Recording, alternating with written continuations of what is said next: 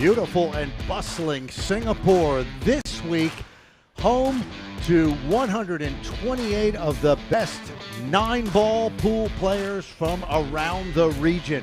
We are coming to you from the Aspire Recreation Center here in the Lion City. And they'll all be competing for the title of TE Capital Nineball Open Champion. 50,000 Singapore dollars on offer with 128 players from 15 nations, from countries like the Philippines, Chinese Taipei, Vietnam, and of course, Singapore, all competing for glory this week. It's going to be a spectacular 3 days of the very best in nine-ball pool. Ted Lerner, joined by Eddie Rivera here in the booth at the Aspire Recreation Center. Eddie, very nice to have you here.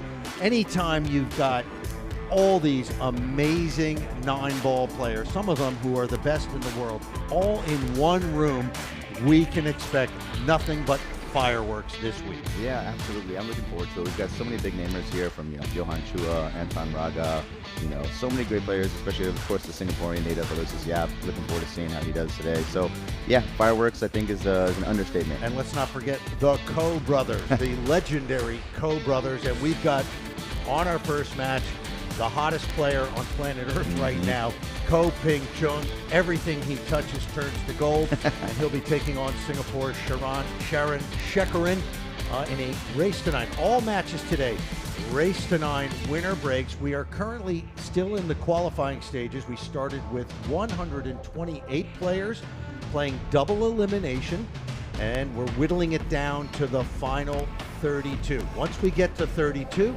it will become straight knockout all the way to our final on Sunday. So our first match from Chinese Taipei, Ko Chung will be taking on Sharan Shekaran from Singapore.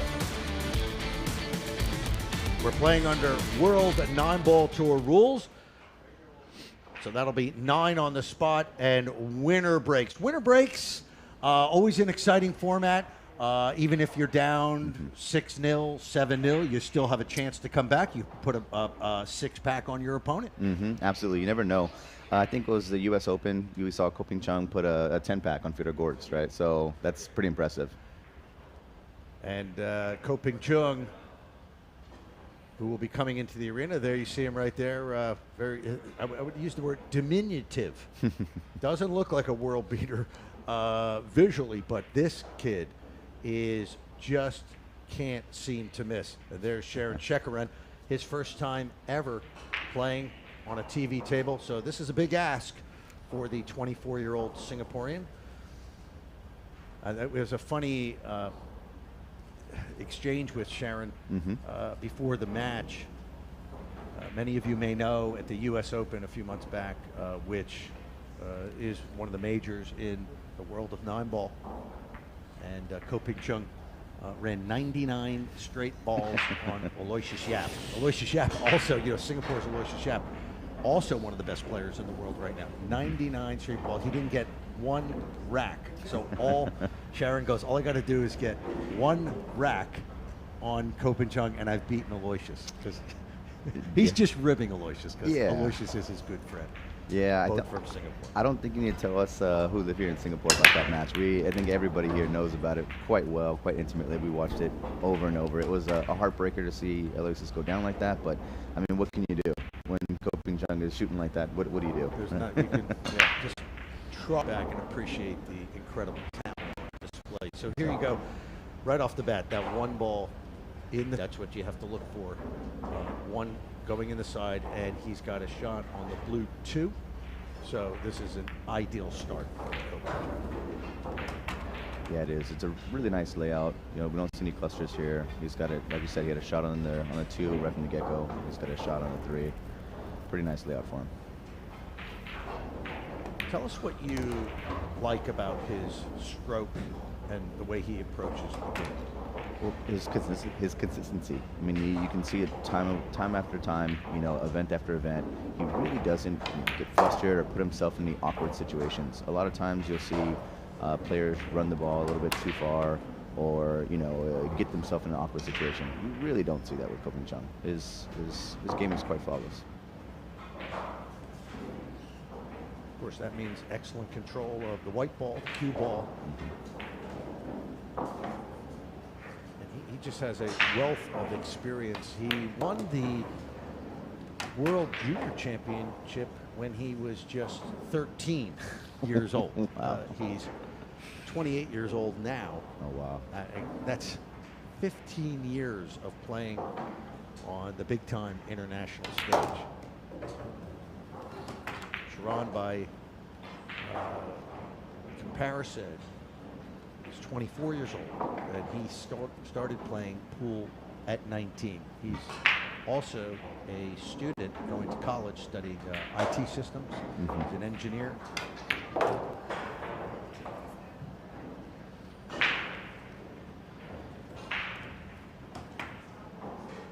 Absolutely ideal start for Ko Chung out of the gate here. The winner of this match will move on to the final 32, which is the knockout stage. And of course, everybody expects Ko to be in there. Yeah, there you go. First rack underway and break clear for Ko Chung. He made that look so easy, but talk about the difficulty of this break. These are the Matchroom World Nineball Tour break rules. There's a box there. You have to break within that box. Talk about the difficulty of getting that one ball in the side and doing it over and over again. Well, it's funny because the rules have changed a little bit. As you mentioned, now we're doing the break box rule because players are finding a way to consistently make a ball in the break, and it seemed a little bit easy for them at the time. Now players at this pro level, they're finding a way to make that one ball on the side. That's the thing. I don't care what you get, 10 ball, 9 ball, 8 ball, whatever it is, they will find a way. Exactly. And Ko Chung's break is very consistent. It's a little bit of a shock or a surprise if you don't see him make that one ball on the side. So you see the referee there, he's racking on a template rack. The players are not allowed to walk down the table and look at the rack. You may have seen that in past years. That was always an effort to get a little bit of an advantage to see. I mean, that's how detailed these guys get. They can see if a ball is touching or not touching. And if they see it's not touching, they know it's going to go in a certain direction. I mean, these guys, this is what they do for a living, just like any other professional in any other sport or line of work. And they know every little detail, all the minutia of how to get that advantage. Exactly. So this layout's going to be a little bit more tricky because looks like he's hidden behind the 7 ball, so he's not going to have a clear shot on the 2. We'll most likely see a push out here or maybe a kick safe. He's got a little gap there between the 7 and 8. Our pool purists will appreciate the fact that we're back to using the old colors on the balls. The purple 4. The orange 5. Yeah, so we do see a push here. He's opting to give Sharan a shot on the 2. Let's see if he takes it or gives it back to Ko Chung.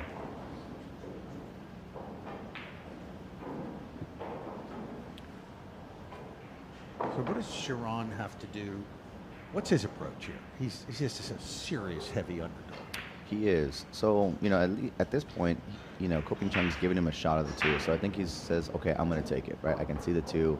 I'm going after it because, he might not get many opportunities at the table. This is one of the times he's got to take advantage of this and either, play a really good cut here or, yes, play a really good defense, which it looks like he's going to leave a gap in between the 6 and 7 and give him a shot on the 2, unfortunately. That did not work out. Yeah. But you're right. It's about taking your opportunities, and there was no chance he was going to give that shot back. No way. Because there's a chance he could be sitting in this chair for a long time. It's true.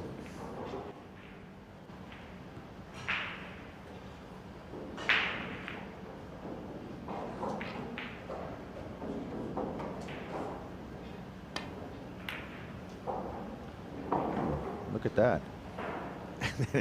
He gets extremely lucky there. Yeah, they say sometimes it's better to be lucky than good, but wow, that's unfortunate for Sharan. You know, he's not going to get many opportunities at the table, and one of these is going to be a kick, unfortunately. Well, even if he would have made that 2-ball, he would have been snooking on the red 3. So. Yeah.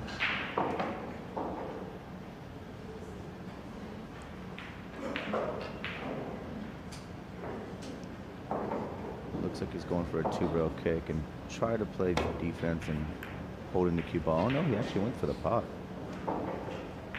Unfortunately, left a gap in an open shot for the 2-ball for Chung.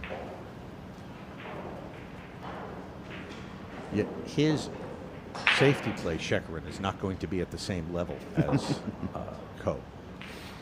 As we said, Ko's been at it for 15 years. Yeah. And the Ko brothers, there's 3 of them now. This was called Little Ko. Now we have another younger. Wow, he missed that. That is uncharacteristic for Absolutely. Little Ko. Wow. That's more misses than he had against Aloysius Yap, right? in 2 frames, he's already missed more than he did in the whole match against Aloysius, right?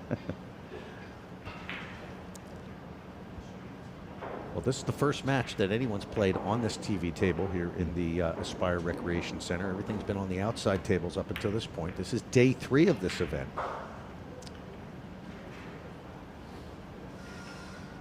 I like the play here. You know, Sharan could have attempted a shot, but he elected to go with the defense, played smart, you know, and he almost had a good snook, but he did leave a little gap there. So you're seeing Chung bring out the jump cue, because there's a little bit of a gap there that he should be able to jump over as well.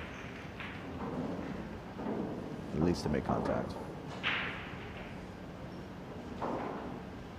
The Ko brothers are known for being world-class jumpers. Yeah. With that jump cue. They practice this shot religiously.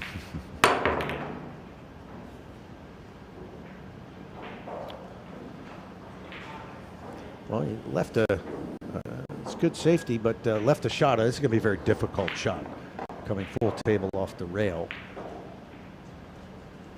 You know, it is, but I got to say, this is the best look you're going to get if you're Sharan. You got to take advantage of this when you can, you know, and just get a game on the board, right? So here's the opportunity to do so. After this 2-ball, it's a fairly clear rack. I really hope to see him putt this.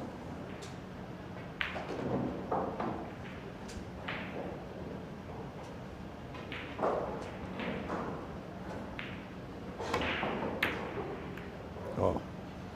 Gonna get some love? No. Yeah. Those are always difficult shots. He was quite nervous. He said he had never been this nervous before coming. He didn't look nervous, but he said he was just as nervous as can be. He'd never played on a TV table before. He's had limited international experience. Most of his tournaments have been here in Singapore. He did make it to the finals of the Singapore National Championship, but he did add a caveat to that in that Aloysius Yap didn't play in that event. So there you see a nice shot there by Ko to keep this rack alive, and now, well, Yeah. it's a nice spread on the balls. It really is.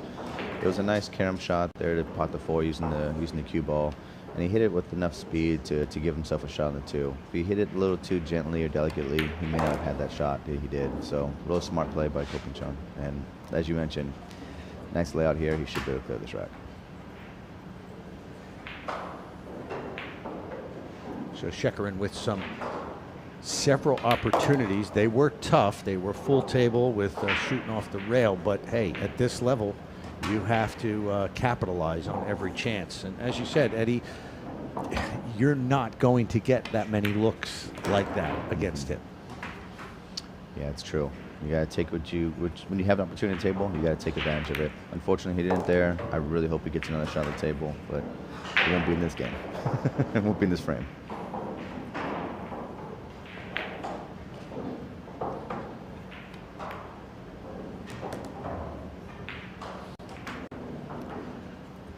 Co's won $176,000 this year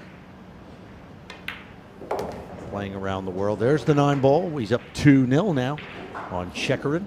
Race to 9. It's winner break, so Co will be back up to break in rack number 3.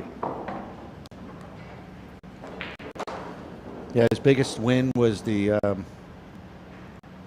U.S. Open. Mm-hmm. Won $50,000 US for that. That was just an incredible performance. And here we see the break shot again. There's that one ball. He's got that tracking to the side again. Some people might look at that and go, yeah, that's just like too easy. But there's a science to hitting that. Could you talk about how, precise you have to be to get that one to move right straight into the side pocket? Well, you want to put the cue ball at the corner of the box. As you can see, when he comes to the table again, you'll see the cue ball at the same spot as it does every single time. And I've noticed he puts a little bit of low bottom English on this to really get a good shot after he pots the one. You really want to make sure that the cue ball doesn't travel all around the table. You want to make sure it stays in the center of the table as much as possible. So that's one thing I love about his break. It's consistent, and you don't see the cue ball flying around. It's pretty consistent every time he's at the table. Couldn't ask for more, can you? Consistency. No. Yeah, exactly. Keeping the game simple. That's the KISS principle. So with a 2-0 lead, Chung back up at the table. Race to 9, winner breaks here at the TE Capital 9-ball Open Championship here in Singapore. And there it is again. Yeah, exactly. Cue ball about center table. He's got a shot on the 2. Can't ask for much more. And we should point out that only the 1 and the 9-ball are in a position, the same position every time. Everything else is completely random. We're not putting the 2 at the back of the rack. So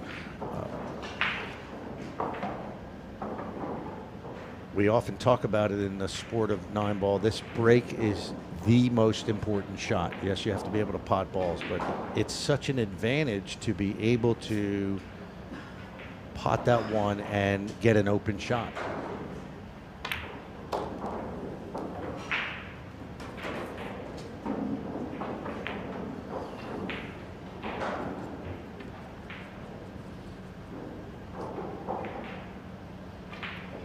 We do have one match that took place at 10:30 that's just concluded. It looks like Anton Raga did defeat Anran Yu, who is who's from Singapore, lives here, and what a great player she is. And she's still in the tournament, but she unfortunately lost to one of the greats, Anton Raga. Well, another rising star in the world of 9-ball pool. Anton Raga from the Philippines was a finalist at the European Open in Germany earlier this year. And what a great match that was in the final. Very nearly pulled that off, and it was a pressure cooker atmosphere. So we expect him to go far. Anton Raga now into the final 32, which is the knockout stage. This, again, is the qualification stage. This is a winner side of the double elimination bracket. So the winner here moves on to the knockout stage, which starts tomorrow here in Singapore. How about that positional play right there? Threads it right through for a shot on the orange 5. Yeah, what I'm really liking about his game today is his speed control. Like you've noticed, he really doesn't let the cue ball move across the table too much. I mean, he's going to have to come off at least one rail here for this shot. But after that, most of the time, it's really just playing the table. Really smooth, soft stroke, and not moving the cue ball too much.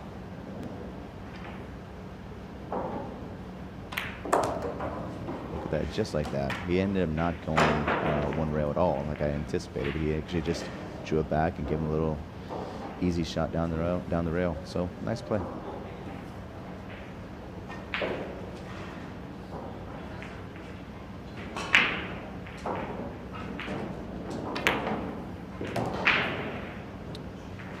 Very nice shot there.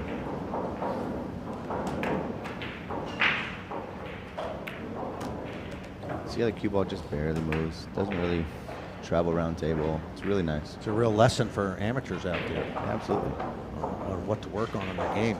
Keep control of Whitey. By that you mean the cue ball, right? Yes. Okay. Yeah. No, let's not read into it. It's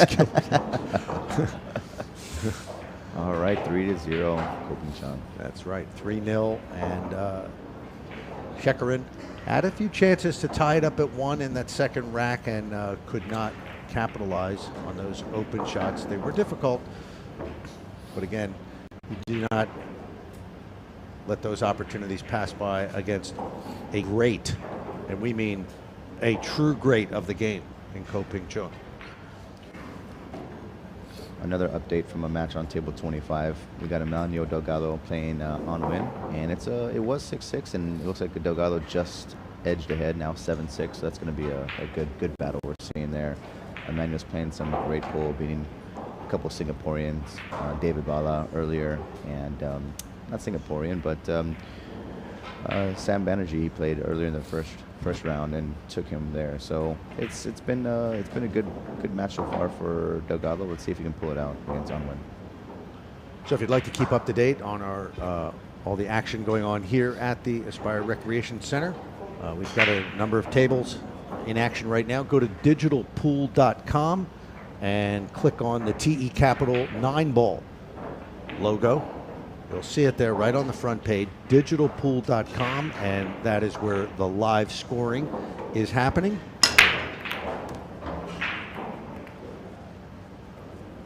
Once again, the yellow one down. It doesn't even hit a rail, too, when it goes down the side. It goes straight into the pocket, as you see here, just right into the heart. Cue ball got a little bit away from him. Not too much, but you can still see the 2, of course. People new to Nineball might go, it's an easy game. All you got to do is whack it and it goes into the side. No, it's not like that. Not at all. It is pure precision and years, thousands of hours of practice. Well, KPC makes it look easy.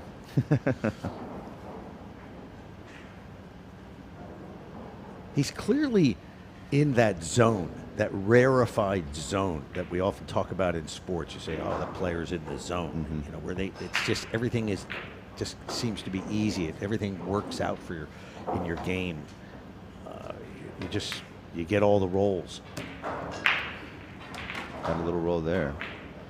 2 ball went down. Now he's got, you know, he looks a little disappointed with the shape on the 3 ball, probably because it's not going to be an easy angle to get to the 4, but that's.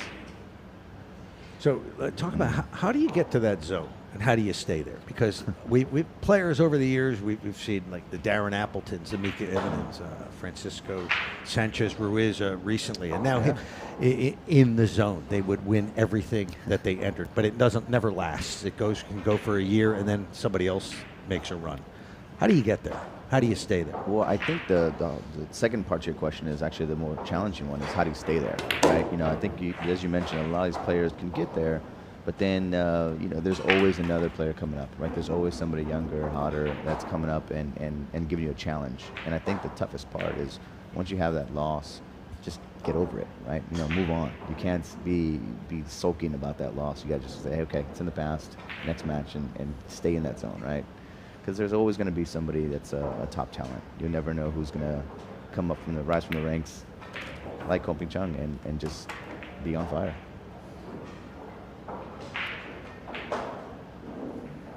It's a really nice shot on the 3 to get shape for the 4. From here on out, pretty easy layout.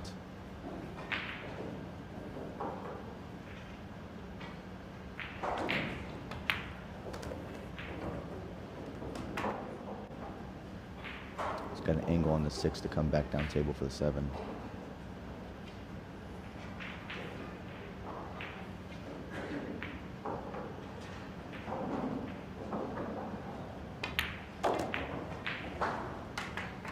Watching him play, you could almost forget that there's actually an opponent sitting in the other chair. Wait, just for a second there, I forgot if there was anyone even playing him. He's just a machine. Yeah, he really is. He makes it look easy. It's kind of the level we all aspire to be at. You know, myself, a pool player. I don't think I'll ever get there, but it's something that we all aspire to be. Got a little bit of an angle on the 9, but I think he'll be just fine. As he is. There it is.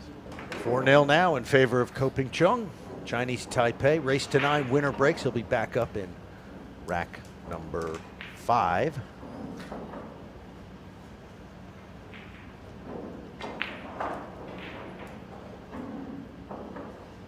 You're watching the TE Capital Nineball Open Championship. Coming to you live from Singapore. Ko Ping Chung, a heavy favorite here this week. On our outside table, got a good match between the Philippines and Chinese Taipei. Jeffrey Rhoda up 5-2 on Ko Ping Yi, the older brother of Ping Chung. And a great, in his own right, world champion, multiple world champion.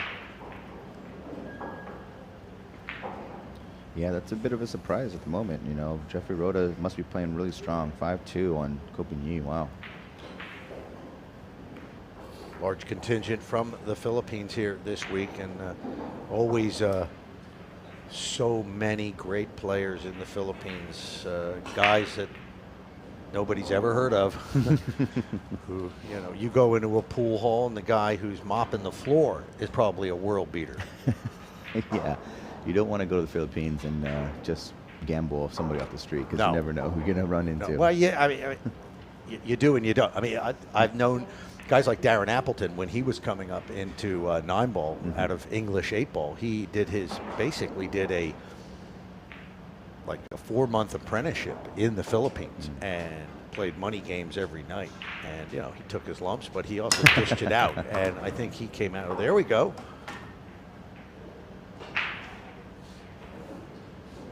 He didn't pocket the 1 there, but there is a ball down. That's all that matters in 9-ball. You keep shooting if you make a ball.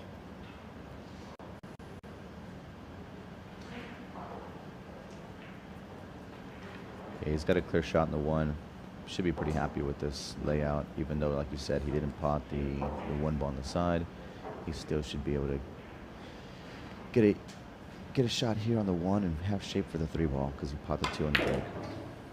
Oh, ran into the 7, but it's okay. He still has a clear shot on 3 ball, no problem. So just to finish that thought about Darren Appleton, he spent a good 3 or 4 months in the Philippines, and he credits that to that was a springboard to his going on to winning that World 10-ball championship in Manila and becoming a Hall of Fame player, one of the greats of the game. And just winning everything in sight in the years after that. So, yeah, I would recommend anybody who wants to up their game, come to the Philippines and, play that janitor, okay? Play that guy mopping the floor. You play them all. Just bring a backer or plenty of money. That's what I was going to say. Make sure you bring a lot of money, because that apprenticeship might cost you a little bit. But every player who's come to the Philippines and played there just raves about what it's done for their game. Sure.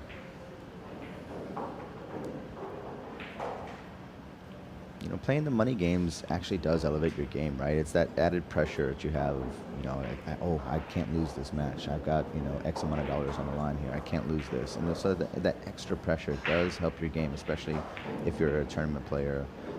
You know, playing for a few dollars isn't a bad thing.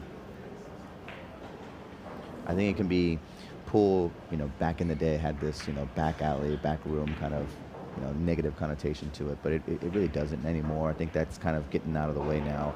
But, you know, playing for a couple dollars, like I said, doesn't necessarily mean it's a shady thing. It just kind of helps elevate your game a little bit. Yes, absolutely. That was a nice cut shot there. Beautiful. On the orange 5, so now on to the green 6 ball. That opened up the table nicely. Cruising along, Ko Ping Chung.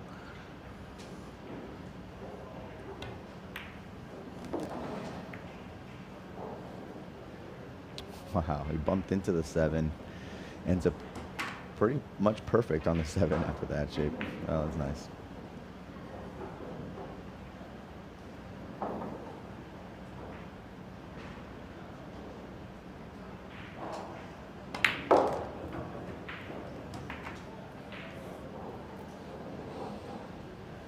Yeah, had to push through on that shot. Had to, obviously push the cue ball forward to get shape on the 8, but he left them a little bit behind. A little tough on this cut shot here. He's gonna have to make this and have the cue ball down table, come all the way back up. Yep, exactly. No problem. Yeah, make it look easy. What I like about that too is he didn't try to send the cue ball all the way back down table. It doesn't need to be perfect on the 9. It doesn't need to be 2 inches from the 9 ball. He just needs to get the cue ball in a place where he can pot the 9, which he did, of course. Rolling along. That's his younger brother there.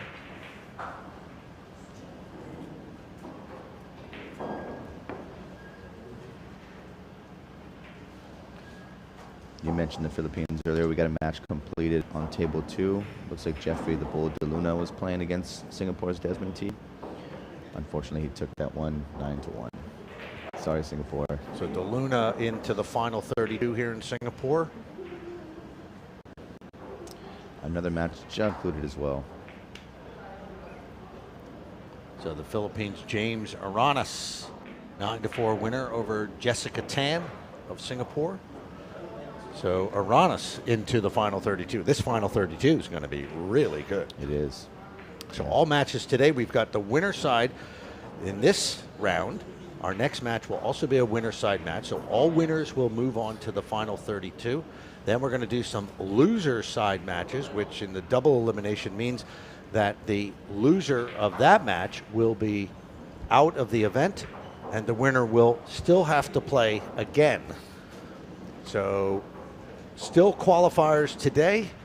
Tomorrow, our first round will be the last loser side qualifier. Then we will commence with our knockout stage, single elimination knockout. Well, there we had a battle of Chinese Taipei. You saw Ko Ping Han, that was the younger brother of Ko Ping Chung, handed some chalk to Ping Chung. He just lost to Chang Yulong 9-1. Chang Yulong, another fantastic champion. Absolutely. Out of Chinese Taipei. So, and a veteran. So he's into the final 32. Are you getting the picture now, Eddie? It's starting to heat up already. This final 32 is going to be super entertaining. Absolutely. And like you mentioned, there's several Filipino players that are already in the final 32. And so it's going to be interesting to see who's going to be the top Filipino player. Who's going to be the one that has the bragging rights against all those other. Yeah.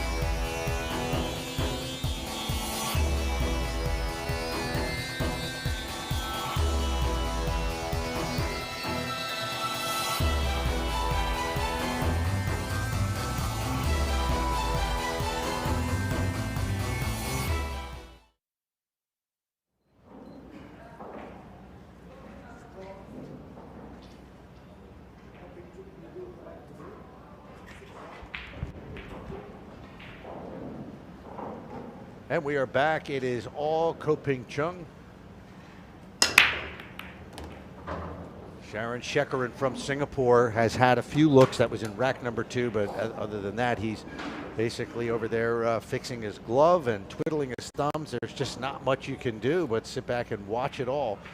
1 ball down, but no shot to a pocket on the 2 ball. Yeah, you're right. No shot there on the 2.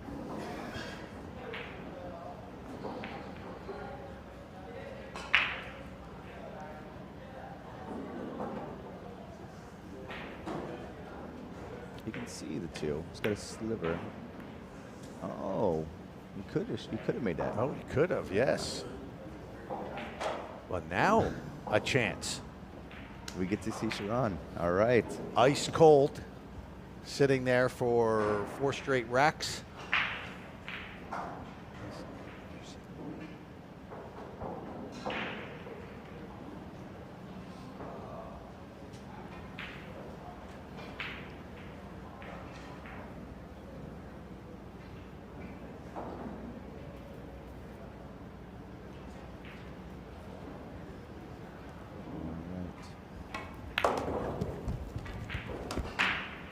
Well, like you said, Sharan's been sitting there for a few racks in a row. It's nice to just see that 1 ball go down, right? Maybe that's maybe that's the confidence he needs, right? Isn't that 1 ball more than Aloysius had against Ko-Ping Chung at the U.S. Open? I was really hoping you weren't going to bring it up, but he's got something to brag about. He does. He can rib Aloysius that. By the way, Aloysius in a tight battle with a fellow Singaporean right now. Yeah, he up is. 5-4.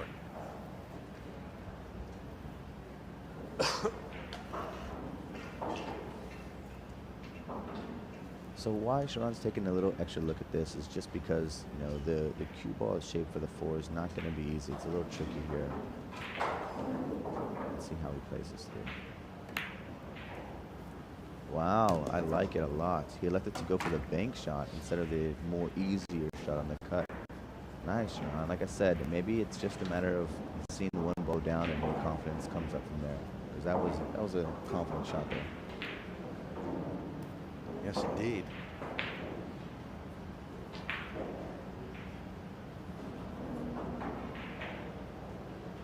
Oh,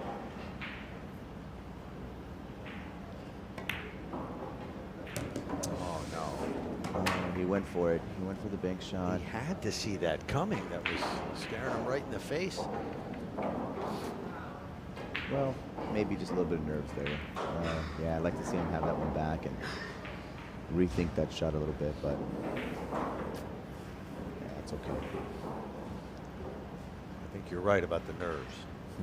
You talked about that before the match, how he had never played on a TV table before, and here he is playing against the hottest player in the world right now.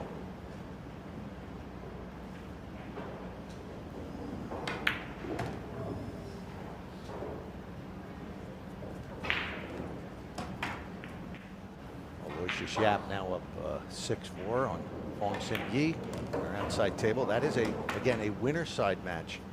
Winner through to the final 32. Ko-Ping Chung rolling along after the scratch. Absolutely no chance he's going to mess this up. Yeah, if I was a gambling man, which I've been known to be, I think he's going to... You take this? I take this one, yeah.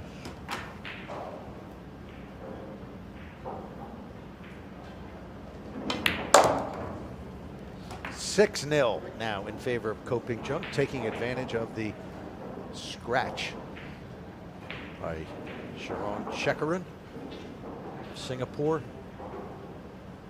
current U.S. Open champion.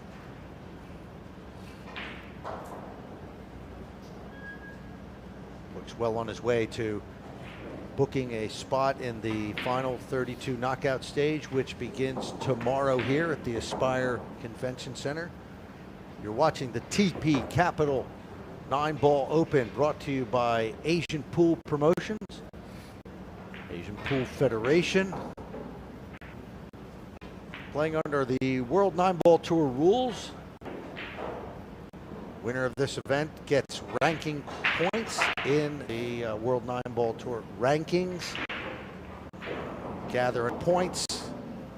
And the amount of points is based on the prize money. So the higher the prize money event, the more points you get. And that can lead to splitting up for you in some of the bigger events that Matchroom Sport promotes. Speaking of which, Moscone Cup's right around the corner. Right around the corner, that's right. Taking place at the Alexandra Palace. I was the MC of that event at the Alexandra Palace. I believe it was 2018, and I've MC'd a lot of events, sporting events, boxing, MMA, pool, but that was unlike anything I've ever seen. I mean, they had been. I don't think any of them had a solid meal all day. It was all liquid. It was a very liquefied crowd, if we might put it politely.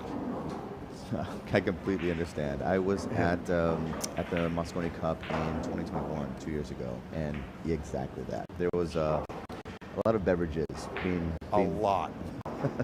And they love to sing, and they would not shut up. I mean, even when the Americans were down. But interesting, the Americans had a very good approach that year. That was when they had Johan Reichink as their coach, and they ended up breaking the losing streak to Europe and winning that event. And the crowd was pretty quiet after the Americans won that one. I bet they were. So that one tasted good for the USA.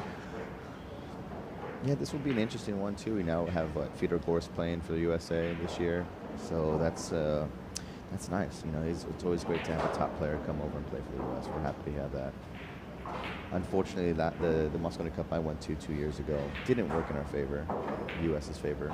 We had an exciting match with Jeremy Jones that came down to the wire. That was a tough play. Oh, look at the safety play by Chung. Looks like the 2-ball's going to get in the way, though. Look, Sharan's going to be at the table. Okay, he's back again. Perhaps lingering thoughts of the scratch the last time he was at the table. Hope not. Hopefully not. But like the previous shot, previous frame, he had a shot on the 2-ball. He's got a pretty similar, easy shot here on the 2-ball, which should be able to just roll down to the other side and give him a shot on the 3-ball. I really hope to see him let the cue out a little bit. Let's see how he plays this and maybe finish this rack. I'd like to see him be on the board here. Well, that was nicely done. He's got another cut shot here. Yeah, you know, it was, I don't want to say nicely done, because he did let the stroke out a little too much, or maybe not enough, right? Because he came on the left side of the table, as you can see, where he really now has to go all the way across the table to get the 3-ball in, but also come back down to the table for the 4. I mean, this isn't easy. This isn't easy. It's a very missable shot. I mean, heck, I think I missed one like this the other day, so very missable.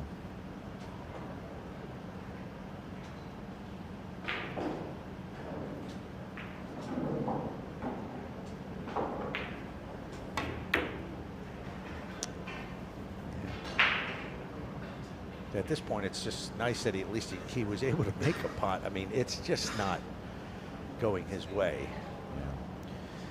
Yeah, but one thing I love to see about pool players, and especially here in Singapore, you know, you saw him give a little bit of a nod and, hey, I'm sorry, I apologize for the shape or the unfortunate leave that I just gave you, which is just good sportsmanship. We see that a lot here in Singapore, where, you know, he missed the ball and he unfortunately didn't give, or fortunately for him, but didn't give Ko Chung a shot here in the 3, or not a good one at least. And so he gave him a little bit of sportsmanship nod, saying, "Hey, I'm sorry about that. You know, it wasn't intentional. Sorry." Right? And it's something we see a lot here in Singapore. I didn't see that very much in the U.S. I said that. Yeah. But what a hit! What a hit here by Ko Chung. Yeah, great safety there. He's just at another level here. This is it's something to watch. But obviously, Shekaran not anywhere near Ko Chung's level? Well, like you said, Ko Chung's been playing for over 15 years, and Sharan just about 5, right? So there's just a huge difference there. But he's got a shot here, maybe at a 3-9 combination. He's doing the jump. I love it. I think it's not every day you'd try this combination, but heck, when you're down 6-0, he went for it, I think. You got nothing to lose when you're down 6-0. Why not give it a shot? Trying to make something happen.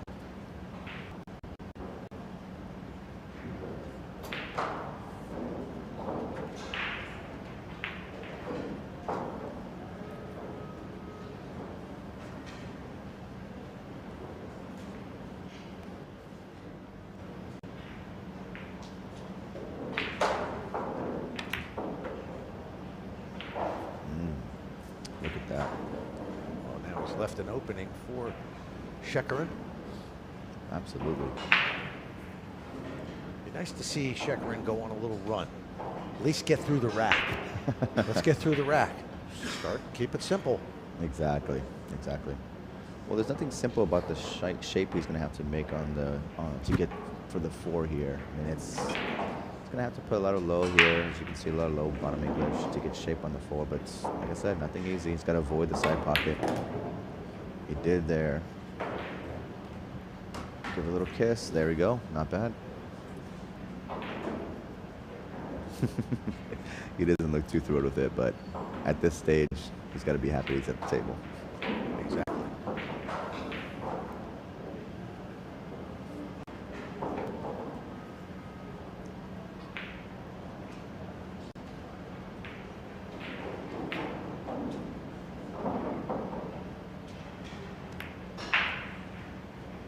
There you go. Very nice.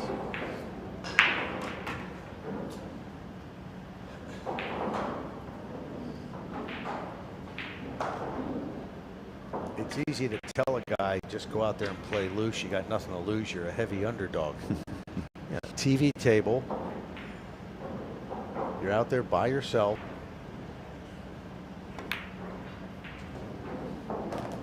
You're in your home country. That's a lot of pressure. Absolutely.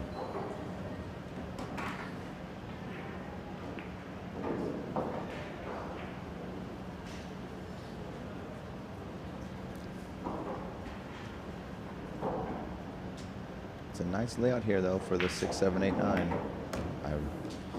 It's going to feel good if you can get the 8, 9 down. I'm sure he'll feel a lot better about getting 1 on the board.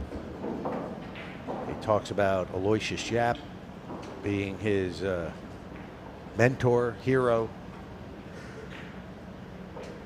Tries to learn as much as he can from him. He trains with Aloysius.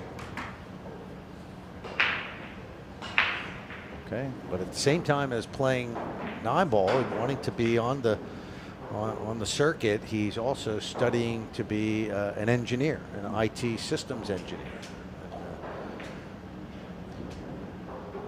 So that's not easy. Yeah, obviously a bright guy and a heck of a pool player who's about to finish the rack and maybe get 1 on the board. Come on, Sharan, I'm rooting for you.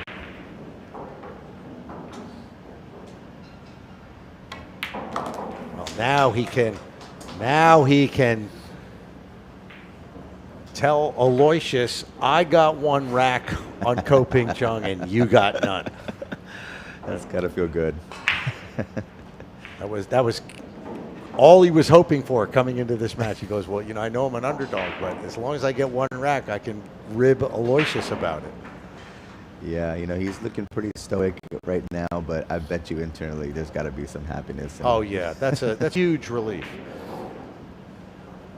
And good for him because he in the last rack he had the scratch, and it's very easy to get filled with negative thoughts and to get down on yourself. And again, in this pressure situation that he has never competed in before. So good for him. He's got rid of the goose egg. 6-1 now in favor of Ko Chung, but it will be Shekaran at the table in the winner breaks format in this race to 9.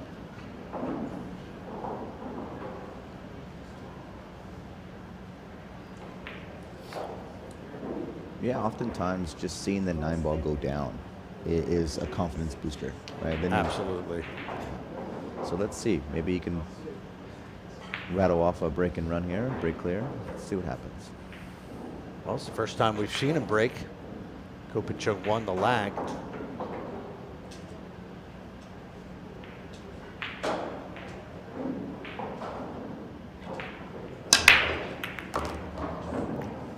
He's got that one, went straight in. Will he have a shot? He does on that blue 2, but it's a long one, and we've seen he's had problems with this shot early in the match. Shooting off the rail, full table. 9-ball almost when it was shooting towards the side pot. Oftentimes you see the cue ball come off the rail and then kiss into the 9 like it did right there and shoot it into the side pocket. Almost went down.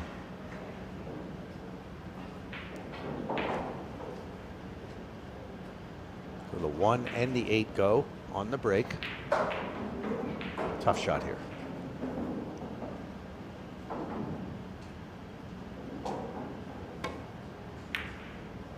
Oh, he goes for the cross table bank. Amazing. Fantastic. There we go. Now he's got some confidence. That was a heck of a shot. That was done with a lot of guts there.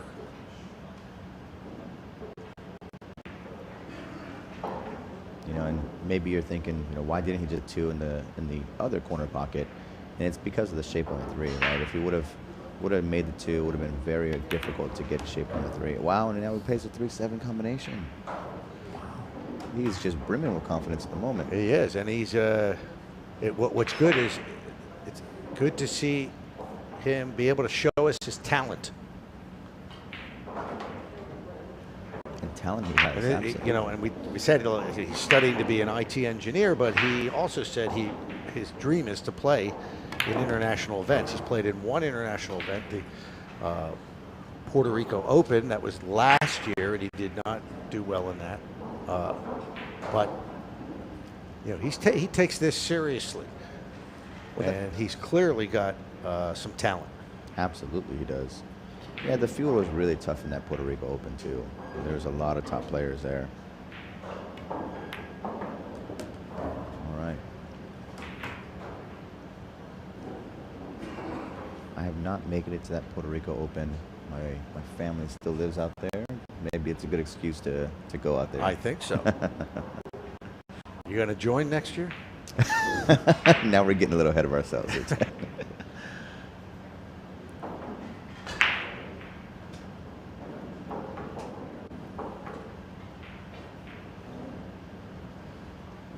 I like it. Sometimes as a player, when you're down on a shot and something just doesn't feel right, just get back up. Don't shoot it, don't stroke it, just get right back up and rethink the shot. This is a big one, right? You want to make sure you get this one done right. And he does. Can he get a little kiss off the stick? No, he doesn't, but he's got a shot still. Wasn't exactly the shape he was looking for, but still very, very potable. He's tall, so he can reach this. Yeah, He's going for the extension. Yeah, as tall as he is. Well, that's better than going for the rest. It's true. But I really like the way he's been a little bit more methodical here in this rack, right? He's taking his time. Like you said, went for the extension. He didn't rush the last shot.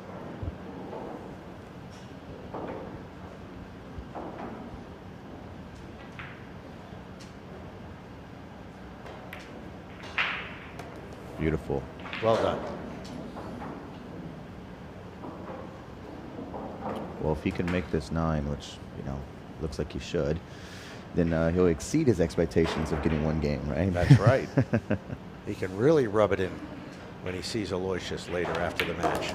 There we go. So Sharan Shekaran, 2 in a row, 6-2 now, and he's back at the table. Hey, who knows? It is a winner breaks format. He's in control of the table. He did pot the 1 directly in the side pocket on his break shot. His one and only break, so we'll see him for a second time breaking. Yeah, I got to point out that was a break clear. If he can get 2 more racks, he's definitely in this match. Absolutely. It's not over yet.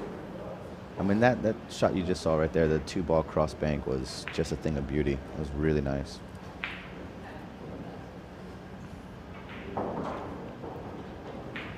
Safe to say he's got his confidence back, the way he shot that rack. Especially the 3-7 combination as well. Really nice. One of the top players in Singapore at the moment, 24 years old. And Chung just waiting for his chance. Again, still heavily favored to move on to the knockout stage, round of 32 here in Singapore.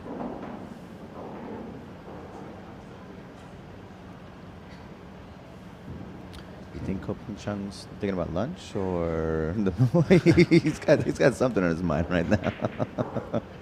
He wants to get back up at the table. That's probably it. That's probably it. Let's see. Hopefully Sharan can rattle off another break clear here. I'd love to see him get back in this match. Well, that would be exciting.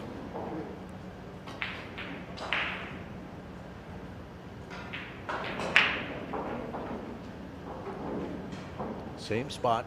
It's just inside the box there. He doesn't go to the edge like some of the players. Yeah. But an inch and a half in. This is where he broke last time. The 1 ball went straight in the side pocket. Not this time, but the 2 ball goes down. Oh, the 1 goes up table.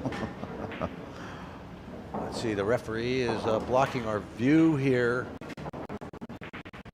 3 He's balls. got a shot at the 3. It's open. The 2, the 6, and the 1 all went down. Another solid break. Yeah, you'll take that. 3 balls down on the break.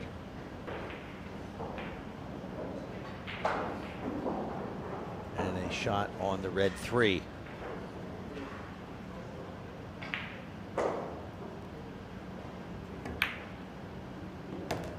That was a confident stroke. He had to bring that all the way up table to get shape on the 4. But now he's got to make his way up for the 5 ball. Mm-hmm. You know, we've been talking about Chung so much because, you know, he's such a player. But, you know, Sharan had to win 2 matches to get here, right? You know, he had to play strong. Good point. Yeah, now he's letting, like you said, letting his talent out, letting us see what he can do. And he's got talent, that's for sure.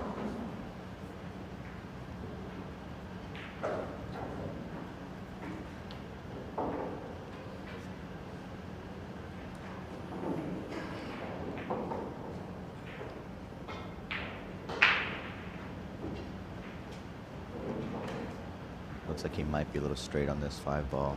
He's having a second look at it. Oh, he's got a little bit of an angle. Might still need to cheat the pocket a little bit to get shape. Looks like a slight angle. Oh, it's drawing back on it. Okay.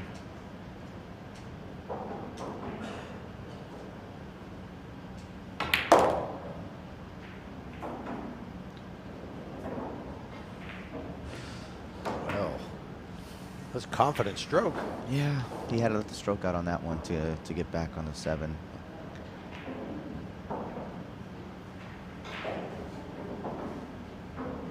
Well, he's really focusing now. He's feeling it, which is good. Mm-hmm. He's gotten over that hurdle where, you know, he had the big 0 on the board and Chung was seemingly running away with it, and he's weathered the storm.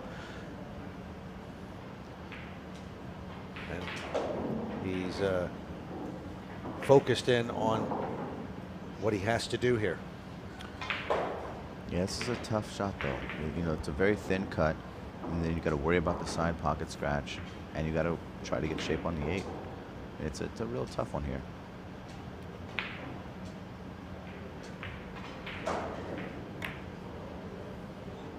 Get in. There we go. Look at that shot. That's every shot is a confidence builder. Mm-hmm. Well, that one really was a thing of beauty. Like I said, he had to avoid the side pocket. He came away with 2 rails to get shape on, actually 3 rails to get shape on the 8, and he's got the angle he wants to get back on the 9. So that was really nice.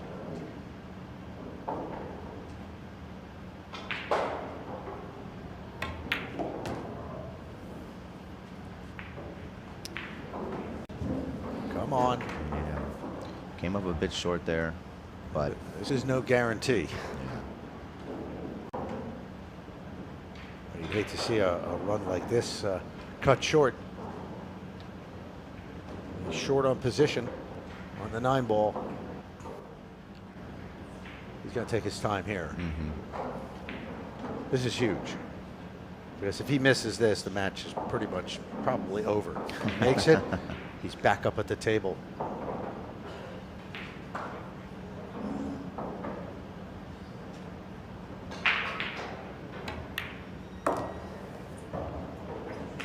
There it is. All right. Back-to-back break clears. Wow. He rides that wave. It was a bit treacherous there at the end, but he is still standing and will be breaking. So Sharan Shekaran with 3 in a row. He was an afterthought for 25 minutes.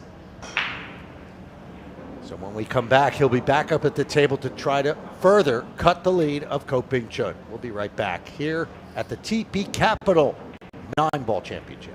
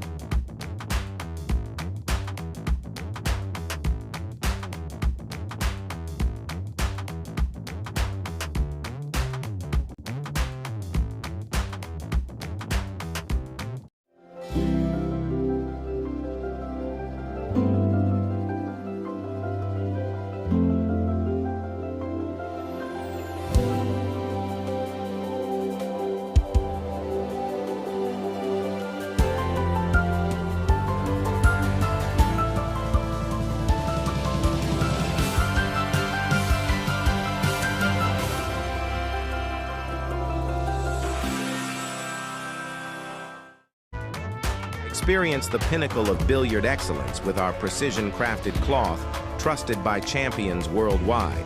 Engineered for flawless play, it's the surface that elevates your game. From professionals to enthusiasts, discover a world where mastery meets innovation. Explore our range of colors and textures to express your unique style. Elevate your game with us. Visit our website today at www.cpbabrand.com.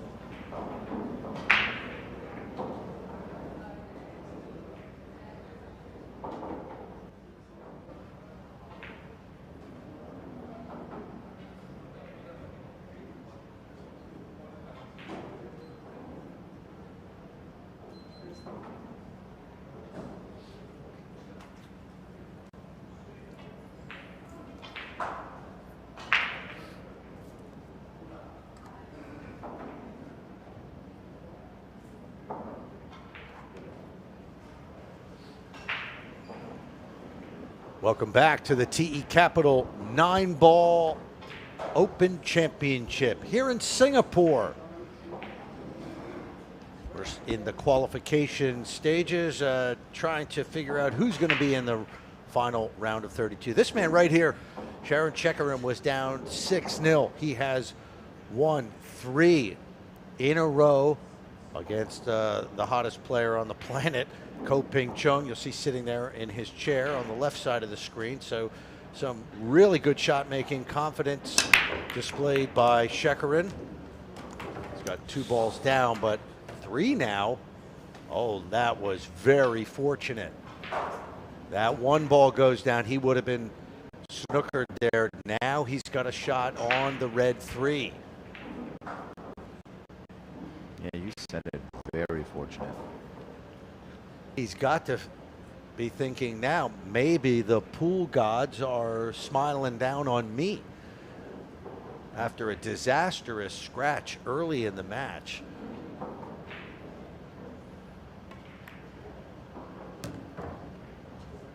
Lovely shot there. Yeah,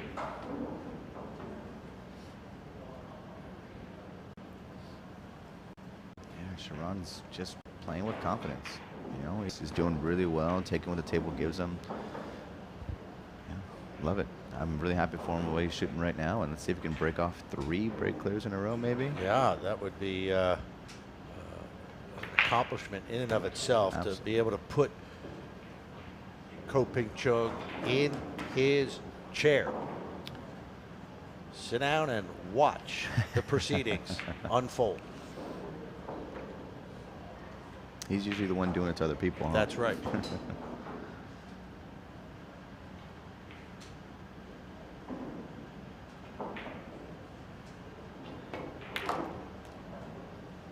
Ooh. Looks like he's electing to go for the 6-9 combination here. I mean, that was a really tough shot to get shape on the 6 regardless. He was on the rail. He had to use a lot of top spin to come off and you know, even have a shot here. And now he's playing for the 6-9 combination. This is never a guarantee when you do combinations. Tight pockets, 4-inch pockets, but it is laid out right in line with that pocket. Oh yeah, oh yeah. Look at Sharan, that. Shekaran, 4 in a row. Wow. I mean, we were talking about at least gets 1 and there's no more embarrassment and he can hold his head high and he can rib Aloysius Yap because he got 1 rack and Aloysius got none at the U.S. Open. I mean, that was the talk earlier. Yeah. Now he's right back in this match. Absolutely. And he's breaking. Winner breaks format. Wow. Now look at him. Calm as can be. Well, you're not going to see much emotion out of this guy. That's true. Still heavily favored to win, as you would expect from one of the top players in the world. What a great showing here. This was the break. This was the fortunate roll here, the 1 going in the pocket. Otherwise, he would have had to do a push out to play safe. But that 1 going in left him a shot on the 3 ball. But hey, going for the combination? Yeah. Impressive. Absolutely. Absolutely. There it is. 4-6.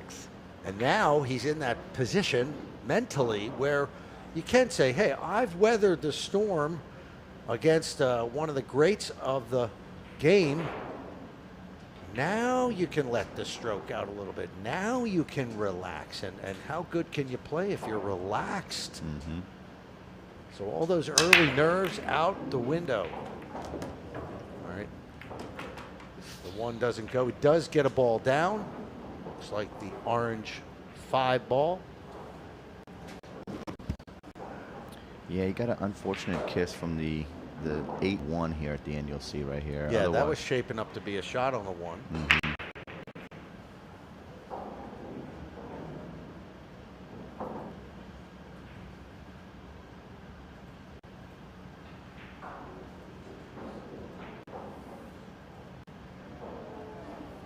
Well, this is a different side of the game here.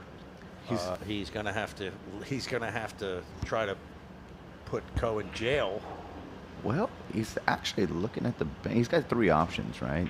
Looking at the bank? He's looking at it. Going offensive. He went for it. Didn't get it, but I love the attempt. You know, he's just been... And look at this. Well, he ends up with a safety. Yeah. Ko can see this. You like offense there? Well, I like it just because he's broke clear 3 racks in a row. He's shooting well. You sometimes when you're shooting that good, you don't want to let your opponent even back at the table, right? So I like the confidence in it. He's been shooting some really difficult shots, and he's been potting them. So I kind of like the idea of just, hey, go with it. Keep running the racks, keep playing well. Okay. But that's just me. So we knew safety was coming there. And I got to say, I really want to call out that it's not often that Kopenius sits for a couple racks and then, he's been cold for a little while. Yeah, that was not the best safety right there. He left that shot open. Mm-hmm. Not sure that angle doesn't appear to pass, but hey, he's got to look at it. That's the key.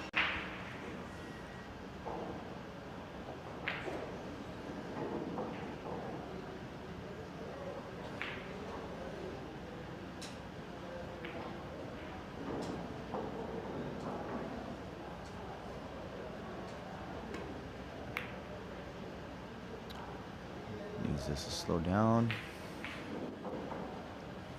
Yeah, we'll take that. Yeah.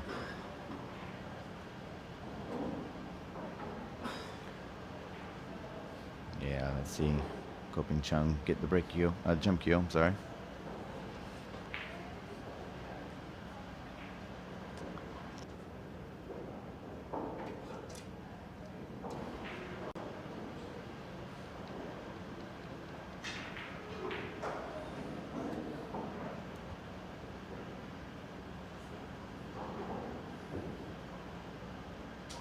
We've seen he's pretty good at this. Jumping.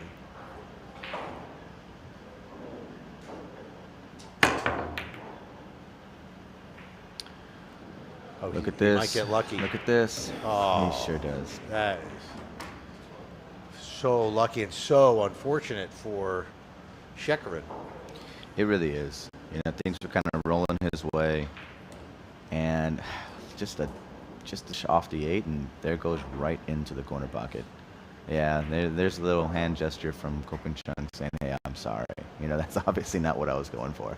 Yeah, and that leaves 2 ball. There he's got the red 3. So that table opens up, and that's got to be that's a bit of a hard-hitting body blow for Shekaran right there. That's 9-ball for you.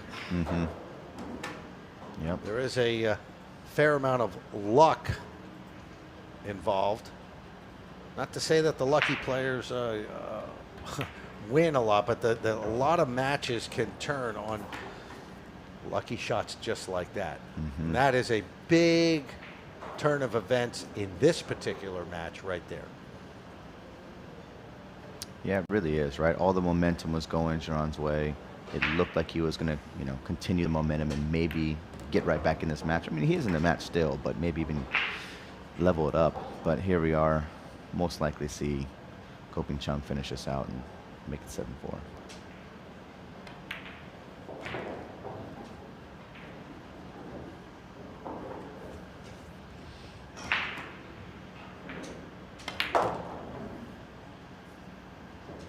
So on our outside table, we've got a hill match between Luong Doc Tin, Vietnam, and Singapore's Joel Lai, 8-all. And there's a rack for Kopeng Chung. He's now moved the score line to 7-4, race to 9. He'll be back up at this winner breaks format. The winner qualifies for the final 32, which is straight knockout, straight through to Sunday's championship. The loser is still in it because we are playing a winner side of the bracket right now. So the loser of this match will still have another chance to get into the final 32.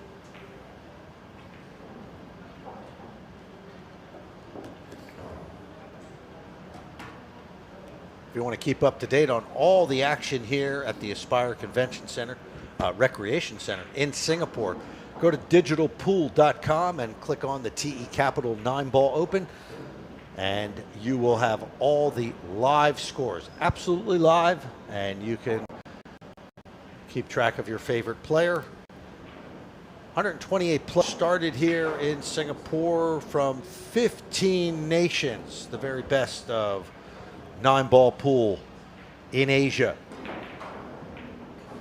Yeah, we have a match on table 26 that's concluded. It was a really tough battle. Jeffrey Rhoda and Ko Bin-yi, but Ko Bin-yi came out on top 9-6. Jeffrey Rhoda was up. He was up, I believe, 6-4, maybe 5-4, and Ko Bin-yi doing what he does best, coming back and taking the win. So Ping-yi's, Ping Chung here, his older brother Ko, through to the final 32. That's a dry break. Yeah. Wow. Hello. Very uncharacteristic. Nothing down for Ko Ping Chung, and that brings Sharan back up to the table.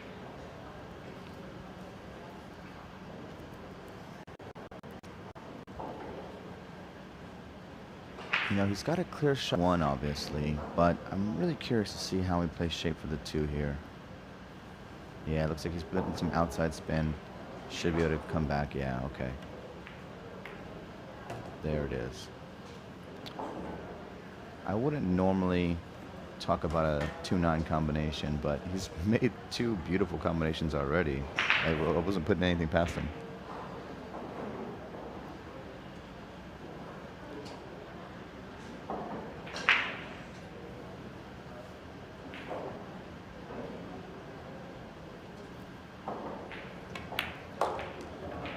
Beautiful shot there. It was a great stroke to avoid the 9. He is a completely transformed player since the beginning of the match, Absolutely. where he was almost an afterthought, and he had that bad scratch that led to several racks. He had to sit in his chair for about 15 minutes after the scratch, and hats off to him for weathering the storm and battling back. And he has, that's the perfect word, battled. Absolutely.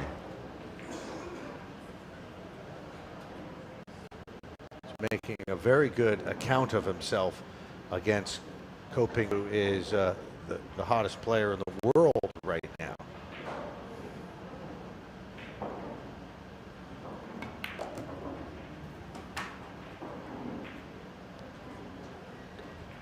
I like that shot a lot. You know, we often talk about not being perfect on the 5. You know, he could have gone a different route, but again, take what the table gives you, right? You know, he's got a shot there on the 5.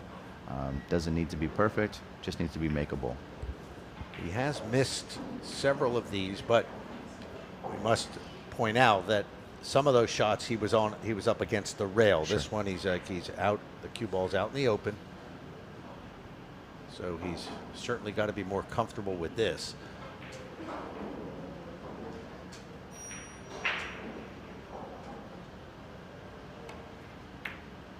Oh yeah. Mm-hmm.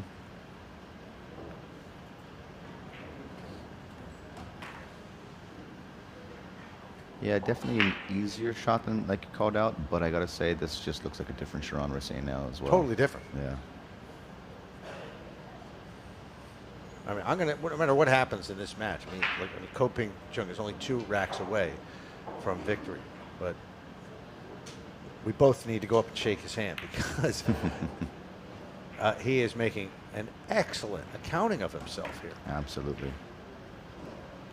How about this as a confidence booster for his game going forward in his career? Absolutely, yeah. This is his first time ever playing on a TV table. Had to let the stroke out a little bit there. Came up a little short. Obviously still has an angle for the 8-ball, but wanted to be a little further down table. Yeah, this is not easy.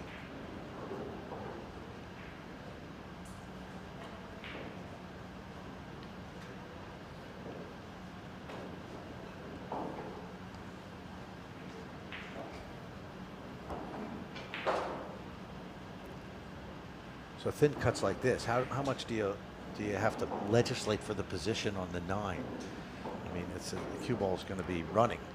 It will be, yeah. It's a funny thing, shots like this, sometimes, oh no. That's unfortunate. Well, that's what happens in Nineball when you do not get the ideal position. It's a slippery slope. And more often than not, it will come back to bite you. So that is just a terrible situation for Shekaran now. This 9-ball to go on the hill, one away.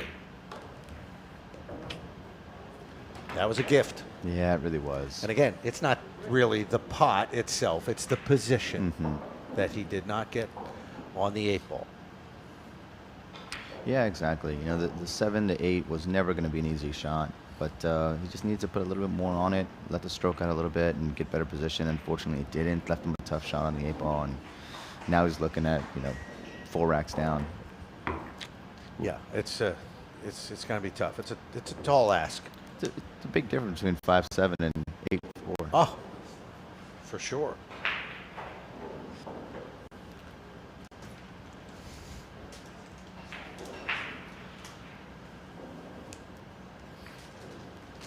There you see some of the highlights from this rack. He was playing well, battling through it, but you'll see coming up, he lost position.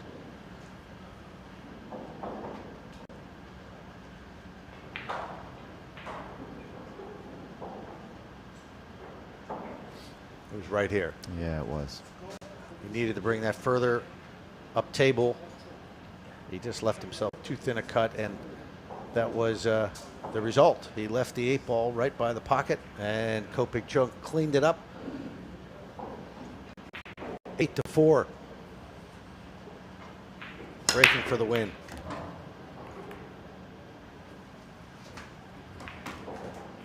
Well, he made the 1, but he does not have a clear shot on the blue 2.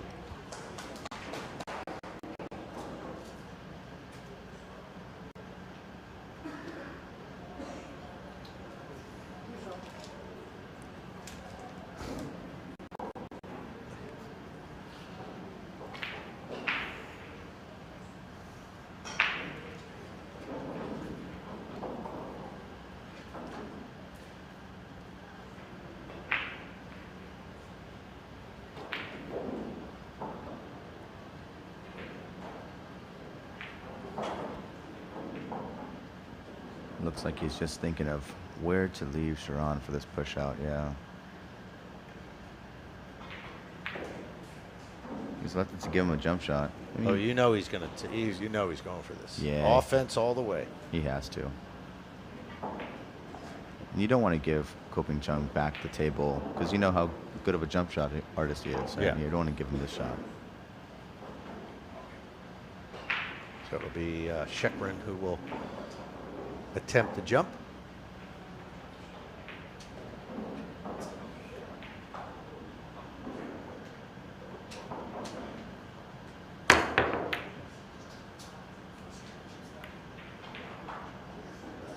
Oh, that's a good leave. Okay, did not leave anything open to a pocket, so fortunate there.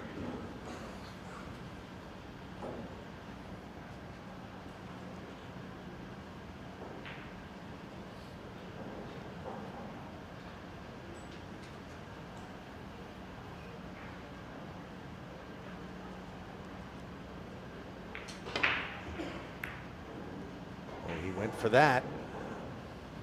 Oh, he's going to get a Very nice leave.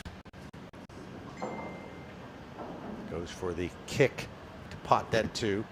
And look at that. He would have had excellent. Well, he ran a little long on that, but he still could have made that 3. So that was a daring attempt there for Ko. But why not? You're up 8-4. yeah.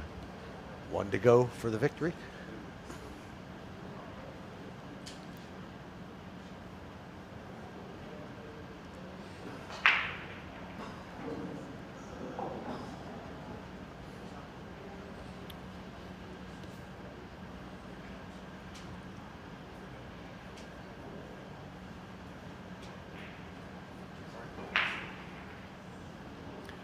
Yeah, he's taking extra time on this, which is great because this is not an easy safe. You know, with the 6-ball sitting in the pocket, it gives another opportunity or an option for Koping Chung when he gets back at the table. And yep, he looks to use a 9. I like it. He can still, looks like he can see the 2, but doesn't give him a clear pot.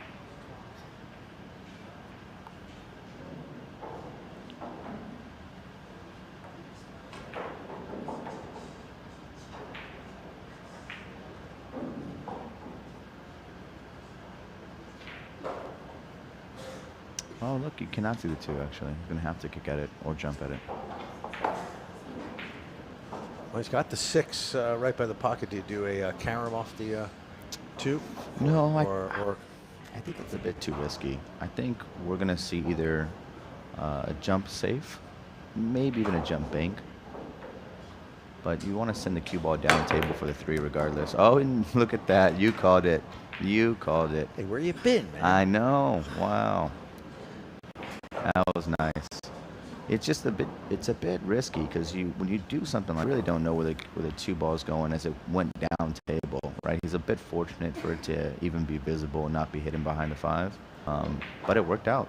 Great shot. Yeah, that's the thing with jumping in any shot. There's a lot of times you cannot legislate for where the balls will end up. Exactly.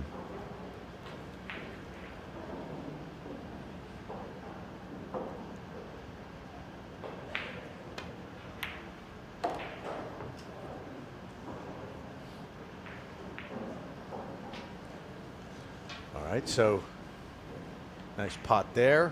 It On was. that 2, he set up the 3 ball. As you can see, the red 3. And it's starting to open up. The victory puts him in the final 32. That's the knockout stage, which will begin tomorrow here in Singapore.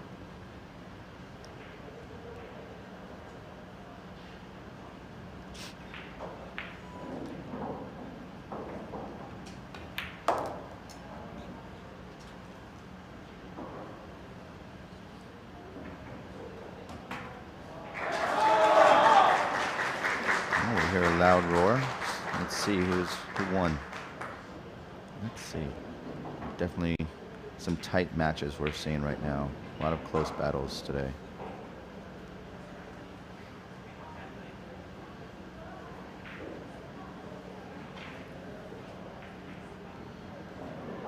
Ko just triple checking.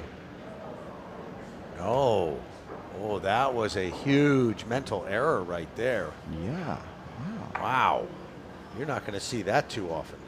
Maybe he was distracted by the roar of the crowd. roar of the crowd in the background. Yeah. Here in the Aspire Recreation Center. He did lose concentration for a second.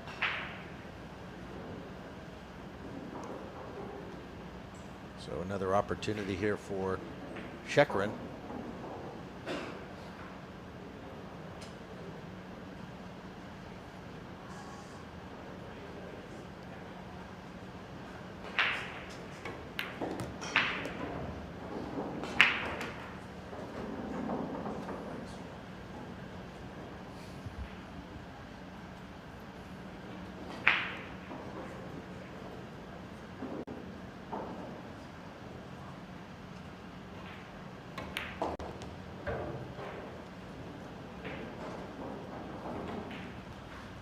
Gosh, wouldn't it be nice if you could say, I got at least 5 racks on Koping Chung.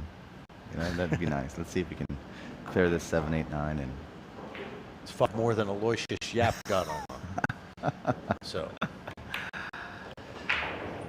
go there, huh? Yeah. He's the one that brought it up before the match. He did. He's the one who mentioned it to me. He goes, all I want to do is just win 1 so I can tell Aloysius, I got 1 and you got 0. It is bragging rights. Yeah, that's we're for talking sure. about at the U.S. Open when semifinals earlier this year. Koping Chung won that event, and in the semifinals just blew out Singapore's Aloysius Yap. Well, since we're talking about Made Aloysius- 99 straight balls. he did. Since we're talking about Aloysius Yap, I think it is worthy to note Aloysius did win his match today, and he is on to the next round. Yeah, he's in the final 32. Yes. So he can take the rest of the day off. Now here, long 9-ball. This will make it 8-5. And it's a winner break format, so very much alive if he makes this 9-ball.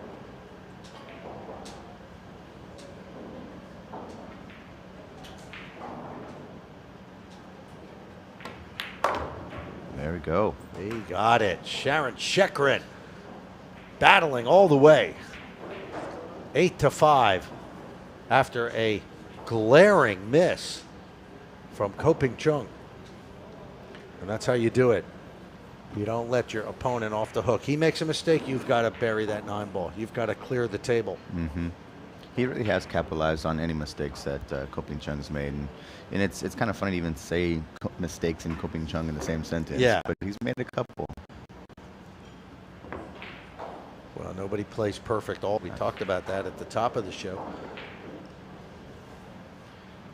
Yeah, it's interesting you say that, because I think after that matchup we've been talking about so much at Aloysius, we kind of expect, perfection from Chung now, right? He's showed us what he's capable of doing. Now it's almost an expectation of him doing it, and if he doesn't, it's a bit of a surprise. Like if he misses this 4-ball here, it's like, oh, wow, that's a big surprise. Well, I think it's also easy to lose concentration or let your concentration lapse when you're playing a lesser player. Obviously, if you're playing an Anton Raga, an Aloysius Yap, you know that you have to be laser-like focused. But sometimes you're playing a player that's never, like Sharan, who's never played on a TV, doesn't have the experience of some of the more well-known players. You could let your concentration go. Yeah, you're exactly right. I talk about this a lot, and that's one of the ways to elevate your game is that consistency of playing the table no matter who your opponent is, right? If you're up 8-0, make it 9-0. Don't let your opponent have a chance back at the table. Oh, it looks like he missed. Well, he's got the 5-ball down. Oh, and he's got a shot on the 1. 2 balls open. So very fortunate. And he puts his hand up in apology because he knows he got extremely lucky. Watch this. So the 1 go in the side pocket, but the 5-ball does. Yeah, it took a couple kisses off of I think the 4 and the 8 to get there in the side. But hey, one thing I want to point out, that one time that maybe we saw Chung lose concentration because of that loud roar, it was because of our Singaporean Joe Lai. He did win on the Hill match against Lok Tok Tien at 9-8. Fantastic. So Joe Lai, Singapore, into the final 32. Now here, not the most ideal position left on this 2-ball. And he goes for the bank. Nothing there, but hold on. Well, that 2 just peeks out from behind the 6.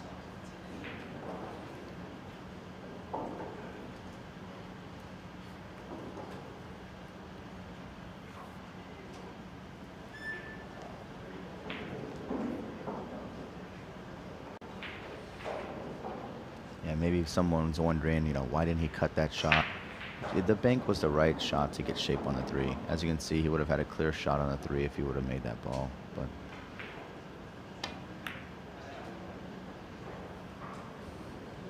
well, that was not an easy shot, but he's left it open. Yes, this is going to be difficult, but you're going to play with the big boys. You have to make these shots right here. This will get him. If he can get through this rack, he's right back in it. absolutely.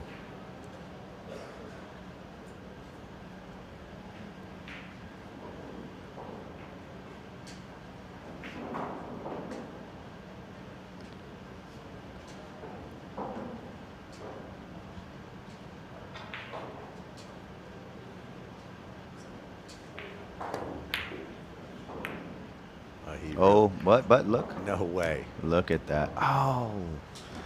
Well, the gods give it and the gods take it away.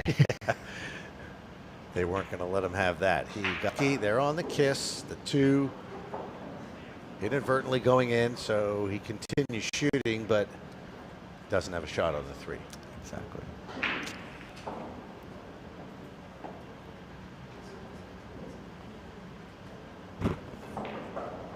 You do not have to call the pocket in 9-ball. 10 ball, yes, call the pocket. That's the big difference in the games. This one, as long as you hit the object ball first, any ball can go in, anywhere, and you continue shooting.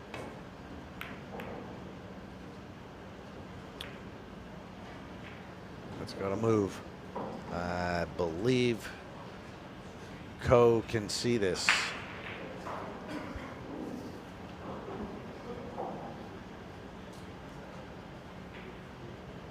Yeah, he knows that was a big shot, right? You don't want to let Ko back at the table. Yep, there it is. I don't think Shekaran's going to get out of his chair anymore, except to shake hands. I was going to say the same thing. Maybe to congratulate his opponent. That's about it.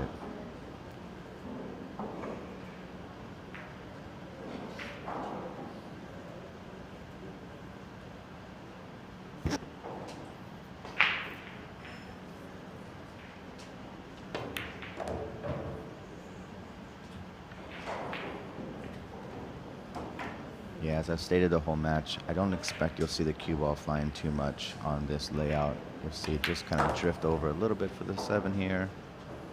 He'll pull it back a little bit for the 8, but overall his cue ball control is normally fantastic.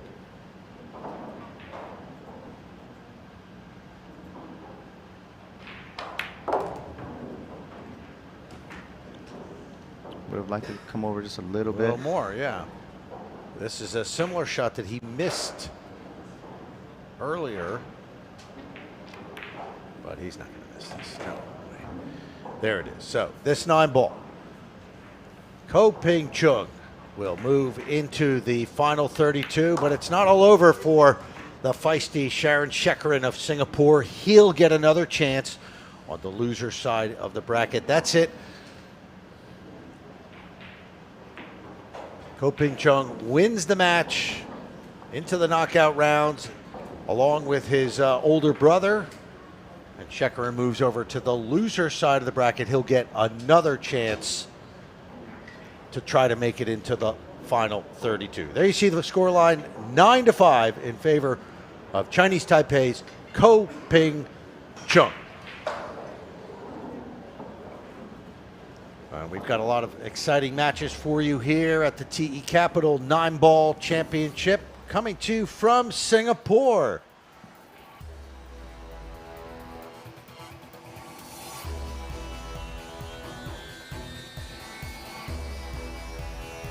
This is day 1 of our 3-day broadcast.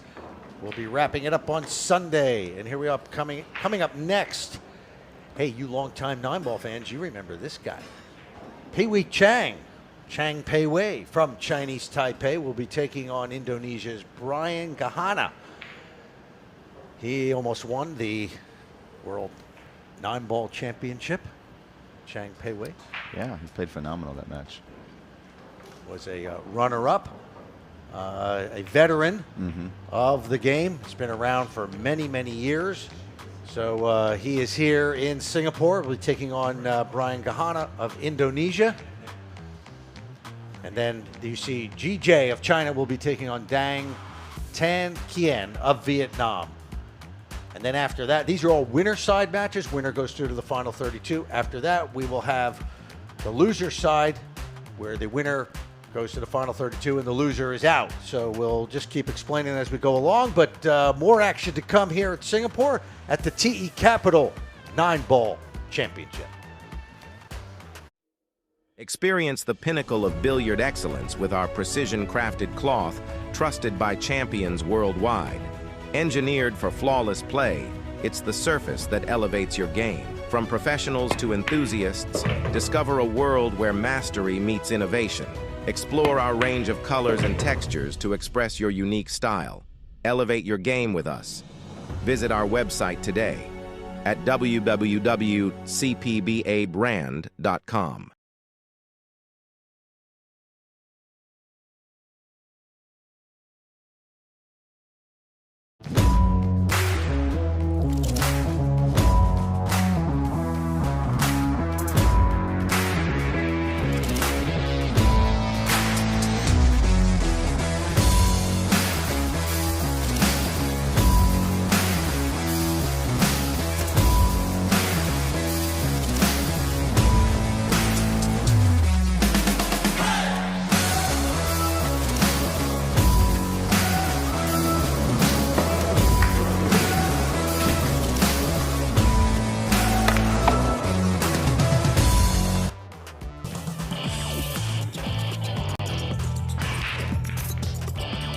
You don't have to play like a pro to enjoy the game I love.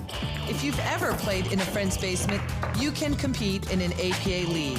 In the APA, everyone can play and anyone can win. So if you're looking for a fun night out with your friends and family, join an APA pool league today. Have fun, meet people, play pool. Visit poolplayers.com today.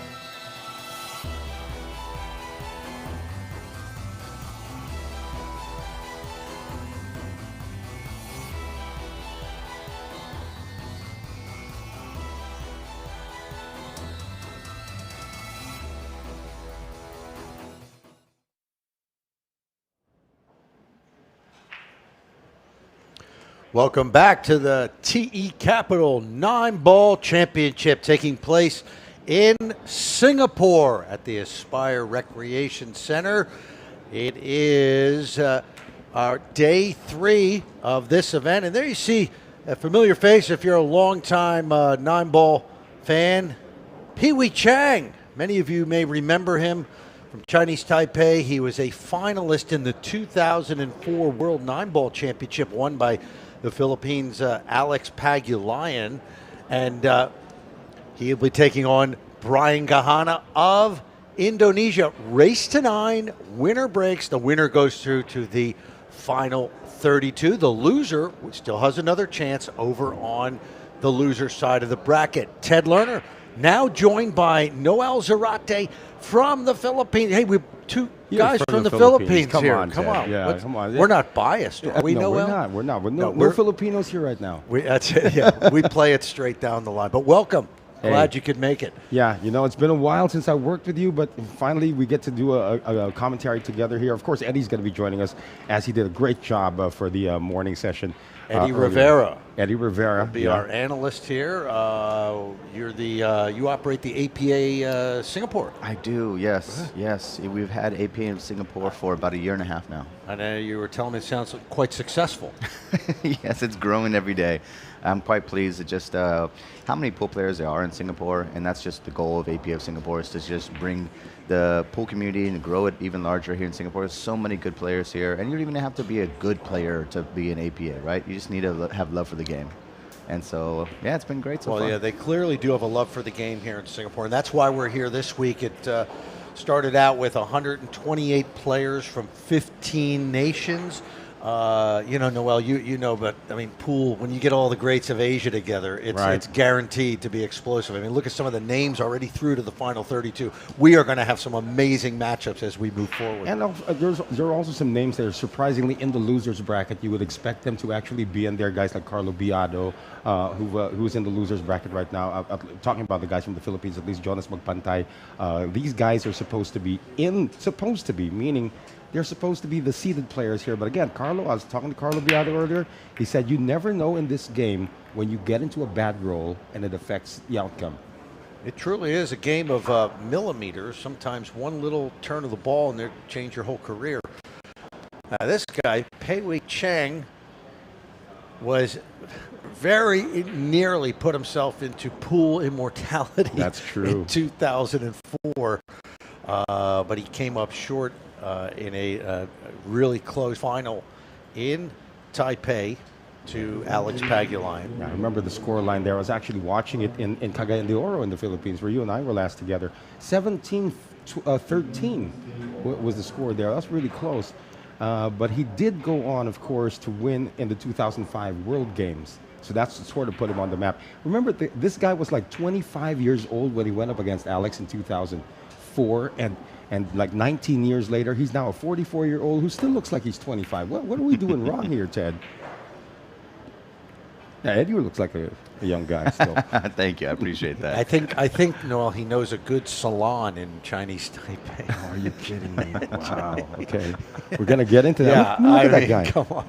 We haven't really dug much up on Brian Gahana here, but again, there's a very strong Indonesian contingent that have also come here. When it comes to the Indonesians, actually the women Indonesian players are making a mark in terms of Southeast Asian circuit. Absolutely. Well, Brian, 26 years old, he told me he won a local event this year in Indonesia, and he mentioned something like he won like 100 million rupiah or something like that. Rupiah. Like, wow, rupiah, you're rich. Yeah, that's probably like $10,000. That might even be less. Yeah, right. It's probably like 100 million, though. That could be a lot of money in Indonesia. But you're talking about the field here, gentlemen. The field has been, you think about a field full of the Asian people. I would probably think that Asian players are among the tops in the world still. At this, we do have the guys coming out like Joshua Filler and the gentleman from Europe, but the Asians are still up there, Ted. Oh yeah, this region produces some amazing talent. Yeah, the Europeans also, top talent. Just it's incredible. There's a lot of really good leagues and federations and that really promote the game. And remember, this is post-pandemic already, so there are booms that are bound to happen, especially sports that were becoming big before the pandemic. I believe pool is going to be one of them. So it's winter breaks that can lead to guys running racks, stringing racks together, but also keep in mind that you're never fully out of it when it's winter breaks. And so early on here, safety battle between these two players. Yeah, Chang has aged very well. 44 years old, Yeah. man. I wonder if how much pool he's been playing over those years. It's not easy. We haven't heard much from him. There's been a lot of great players out of Chinese Taipei. Obviously, the Ko brothers, Chang Yulong and Chang Jungling. Obviously, so many amazing players out of Chinese Taipei. It started, of course, with Feng Pang Chao when he started it. Oh yeah, all the way back, and that kid Wu Cha-ching, when he came out and won at the age of what, 16 or 17 when he came out. That was the following year. Yeah, it looks like this is seen here, Ted and Eddie. Question is getting shape on. You're thinking 2 shots ahead, 3 shots ahead with these pros, Eddie, and wow, they're throwing haymakers at this moment, and you appreciate that, sir. But look at this lucky roll. That was very lucky, yeah. Brian had a shot on the 2, very makeable, very potable. I'm quite surprised he missed that one, but it's the start of the match, getting the jitters out of the way. We're on the TV table, maybe a little bit of nerves. And probably for some of these players as well, gentlemen, they might be their first trip abroad as well. Yeah. Wow. That's surprising. Absolutely. Just a 1-rail kick and just flat out missed it. Wow, quite surprised. I mean, he wanted to, hit the edge of the 2 so that way the cue ball can come down table and, play for a kick safe. But, to miss it completely, a bit surprising. So he's got ball in hand for the Indonesian, Brian Gahana.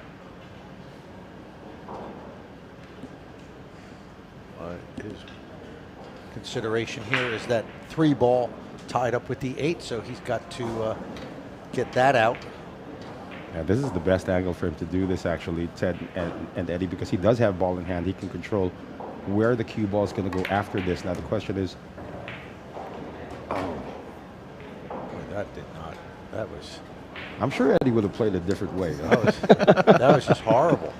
Well, yeah, I mean, the outcome obviously didn't look as appetizing as we would have liked, but he was just trying to play the cue ball into the 8 ball full to move it out of the way so that way he's a clear shot on the 3. The intention was right, just the outcome obviously wasn't, right? But the intention was not bad at all.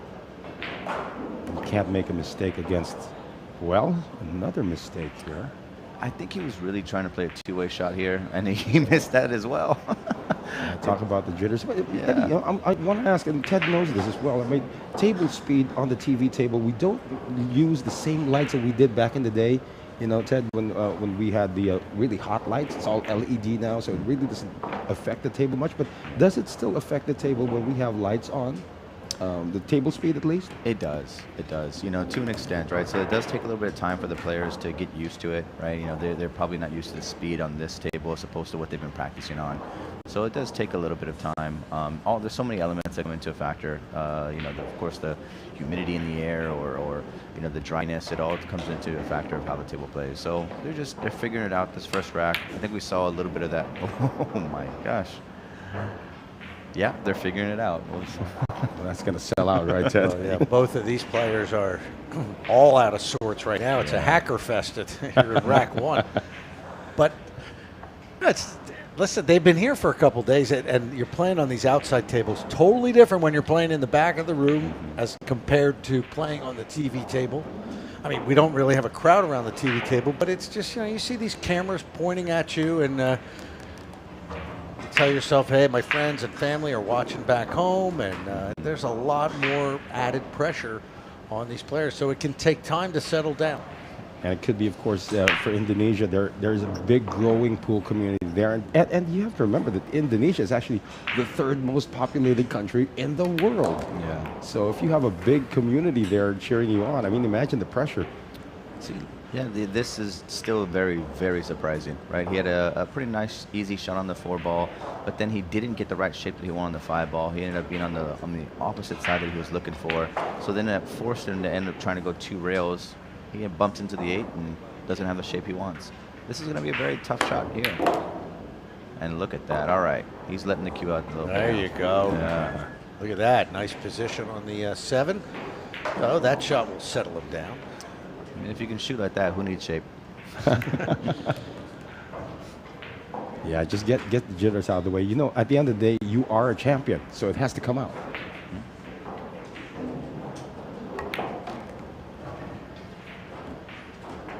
There you go. 1-0 lead over Pei Chang. Yes, the veteran Pei Chang. So it's winner breaks, meaning you win the rack, you stand up, you break again. It's a big advantage. And we talk about, Eddie, the break shot. Let's talk about that break shot again. Here we see the nothing down there. What do the players look for to try to do? Obviously, they're trying to make the 1 ball in the side at least. But how do they execute that? Well, it's 2 things, right? Just positioning the cue ball on the corner of the box, right? And then you want to have power as well as, bottom of spin on the cue ball to make sure that you control the cue ball from flying all over the table, right? So usually if you do those combination of things, you're going to get the 1 ball in the side pocket. We didn't see it there. I'm curious to see if he changes the break up a little bit or if he continues with the same break he had at first.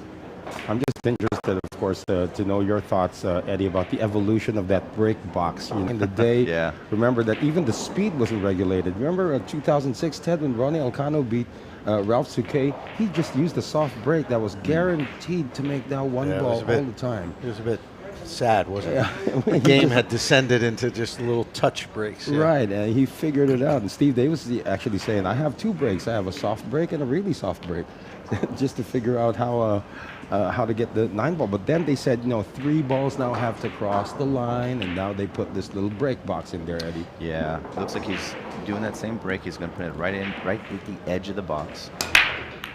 And he missed again. A little bit high there. Got lucky, though. Got lucky with the 5 ball, you're right. A little unlucky with the 7 ball coming right in front of the cue ball's path to the 1. So the players always talk about doing a cut break there. Can Yeah. What are the mechanics, for those that don't know, of break? What exactly does that mean?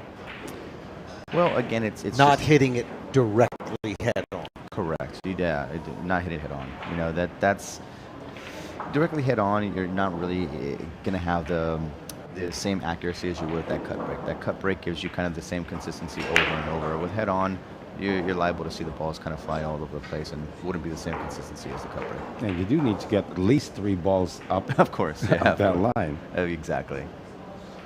So obviously the break shot is the most important shot in the game, because if you get the control of the break, you're generally in 9 ball. There's only a few 9 or less balls on the table after you make a few.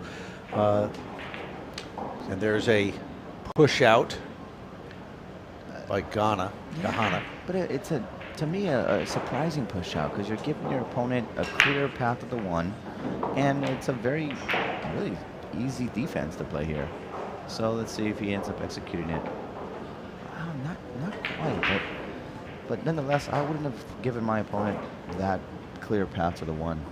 Maybe make him jump, something a little bit more difficult, tie balls together. Yeah. When it comes to the jump shot, of course, you're talking about the players from Chinese Taipei. They have reinvented, they've used the jump shot as a weapon. Whereas, Ted, you know this, as the Filipino players, they hardly jump. Well, probably the newer breed right now do, but the old school guys like Efren and Django, they'll hardly do a jump shot. I've never seen Efren Reyes use a jump cue. I was actually covering a tournament once where I believe he was up against Johan Chua, and he needed to jump. There was no other alternative. So he just went over and borrowed Johan's jump cue. Actually did it, and then Johan, the next day when I saw Johan, he said, "Oh, why'd you lend Efren your stick? Because I made him sign it. Now it's on eBay." Wow. He was joking, of course. You know, it's very rare. Here's the jump shot for your viewing pleasure. Oh, that's a foul, though. I am just a bit shocked these jitters haven't worn off on these two players at the moment. You know, that was, I'm gonna say it, a fairly easy jump. Schoolboy error there. Yeah. Yeah, I think he's even shocked himself. I mean, the one ball was right out there to be picked off, and there was a lot of room for error there. Except when you hit the wrong ball first. That means ball in hand now for Brian Gahana. I don't really see any issues here, gentlemen, on what's going to make him, think twice about executing. I probably got like 4 shots already in mind on how he's going to execute it. But again, it's one thing to plan, it's another thing to get it done. Absolutely.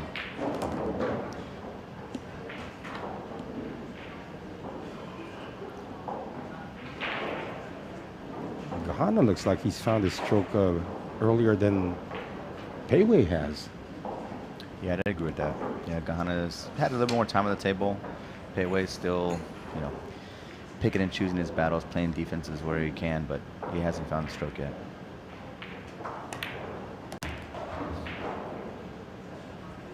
Uh-huh.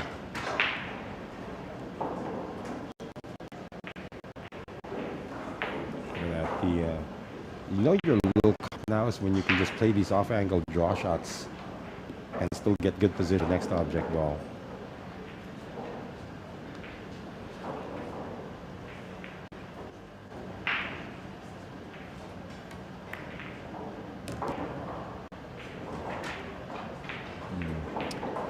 Got a little in between there, a little short and a little too long, so he's not quite the position he was looking for here. Still very makeable.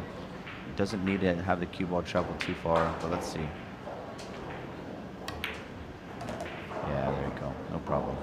Yeah, I think Gahana's finding a stroke. And Pei Wei Chang, Ted, this guy was a gung-ho player when he came out of the scene. Just burst into the scene in 2004, as you mentioned earlier. It's got to get legs. Here you go. We often see this, the poor position, and generally spells disaster for a rack because, you miss here. You have to get very lucky to win a rack with only 2 balls on the table. And it's winner break.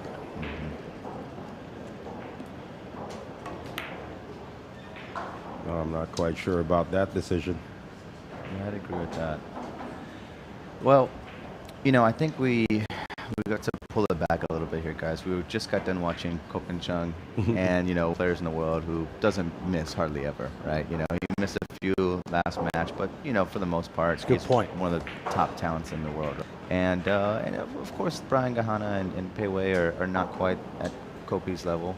So, we got to tone it back a little bit and make sure these guys are human too, So are we. Yeah, exactly. Yeah, exactly. Oh. And this... I was wondering if he was playing a 2-way shot there, gentlemen, trying to get that cue ball behind the 9, but the angle wouldn't allow it, right? I think he's just trying to find his rhythm, find a stroke. And he tried to let it out a little bit there. It would have been pretty decent shape on the 9 had he made it, but just hasn't found it yet. Oh, the 50-yard line on this shot. Yeah, no guarantee here.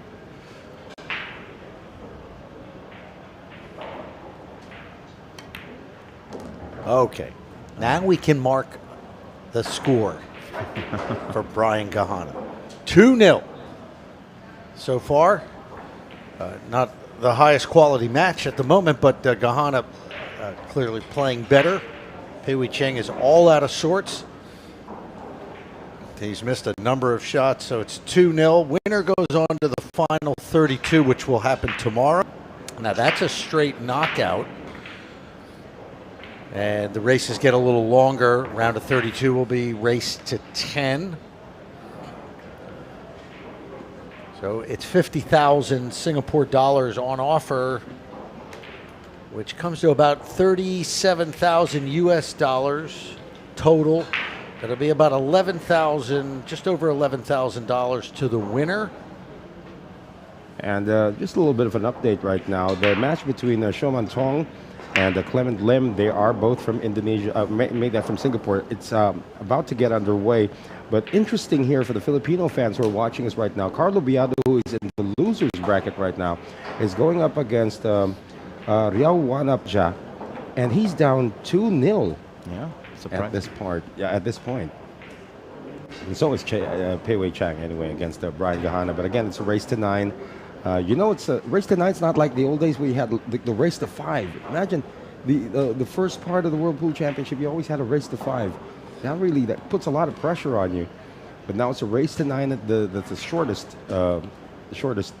Right. There's a chance to, you can go through these rough patches. We saw it in the last match with Ko. Okay. For the cue ball. All right, it stays up, but there'll be a shot on the one. It's a dry break. Nothing. He's still trying to figure out how to make that a wing ball, gentlemen. I mean, he took off of that break from the last time. Almost ended up scratching it too. Make contact at the one, probably a safety shot. The balls are so spread out that double contact was not what he intended for that shot. But Pei Wei is still struggling here. Yeah. Now that's an open table. This is the toughest shot. Pool's a funny game, isn't it, Eddie? Sometimes you're just in a bad way, like Chang is right now, but it's so mental. You have the talent. He's played for veteran for many years. Sometimes you just got to ride it out. You got to try to stay positive in some way. Overcut this. Well, there you go. And now you got to wait for your chance. Now here's his chance. Absolutely. And it's a very good chance. The table is wide open. Obviously, the one ball is sitting in the pocket. Right now, he should convert from here. This should be. He should run this out. If he doesn't, it's dark days ahead for him. Yeah, I've said this a couple of times, and I'm sure I'll keep saying it. That every time you pot a ball, like right there, an easy pot, it's going to give you a little bit of confidence, right? So maybe this is the confidence builder he needs to get back in this match.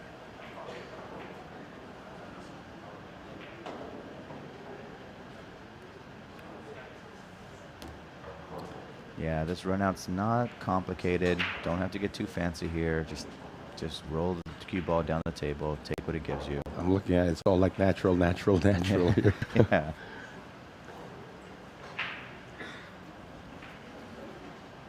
This is a great venue, by the way, gentlemen, to have this kind of an event right here at the Aspire. Absolutely. You got all the practice tables out there. You can hear. I was having lunch in front of Ko Pin Yi. How many times can you actually say, "Oh, Ko Pin Yi was playing. I was having my chicken rice." Exactly. Yeah. So this is out here in Harborfront Center, Aspire Recreational Center, owned by KK Chan and Charlene. KK is obviously one of the top players here in Singapore, and he's been doing it for a long time and still winning tournaments left and right. I still got a little starstruck when I walked in. Aloysius Yap is right in front of me. Yeah. I needed to have a picture. Oh, you got one? Yeah, I got one. That's great.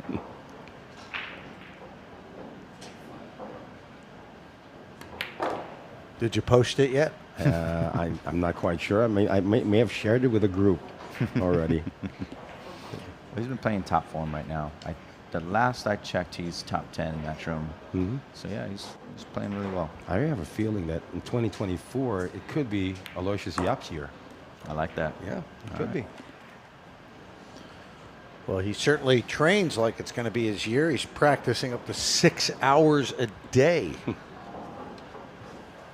Aloysius Yap.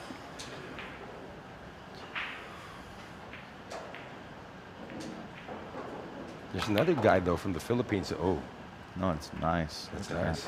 Yeah. That's confidence right there, that kind of a stroke. Another guy, though, from the Philippines to watch out for is this kid, Anton Raga. Mm-hmm. They call him the Dragon.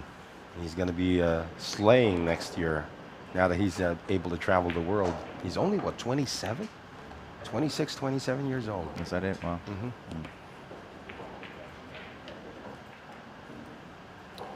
Yeah, he won his last set 9-0. He's shooting really strong. As a runner-up in the U.S. Open, his very first attempt. I think he should be able to get this. If that was Efren, he'd probably bank it to the other corner pocket. Yeah. 6 rails. Yeah. So Pei Wei Chang shakes off the cobwebs and gets one on the board. 2-1 now in favor of Brian Gahana, but it'll be Chang at the table. As usual with the Chinese Taipei players, you'll see very little emotion, but we know inside he's feeling a little bit of relief because he was out of it. The first 2 racks, just not shooting well at all. And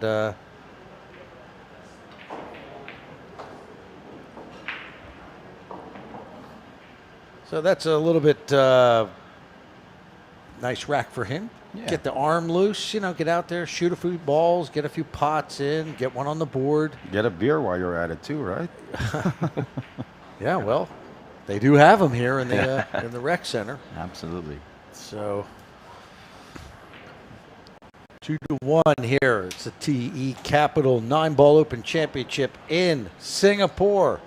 15 nations represented here. I'm trying to look for that nations list for the past 3 racks. Because I know there's a big Indonesian contingent. More than 10 players coming out of Indonesia. Of course, Singapore, the home turf, if you will. They have the most number of players come in. Chinese Taipei, of course, very well represented.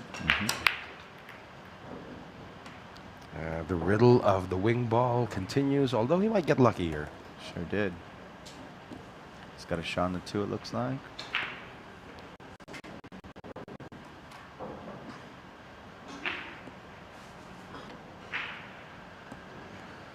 The issue, I don't think it's going to be a problem. The 3 and the 6 does play as a combination. That's exactly what he's set up for here, gentlemen. So we can call this, what, a diesel start?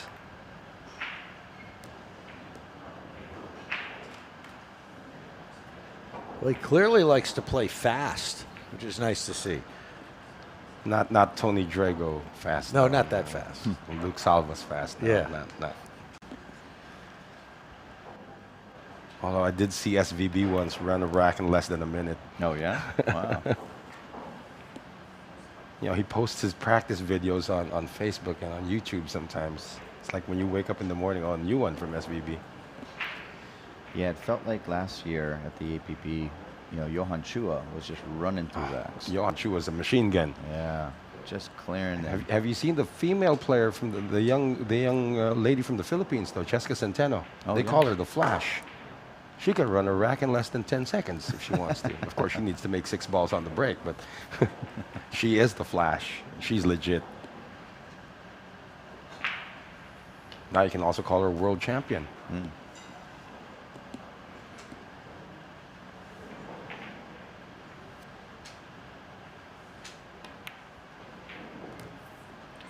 There's a nice touch there. You got to make sure you miss the side pocket, obviously, when you're following up that cue ball. So there's a little bit of danger there, but he made it look pretty easy.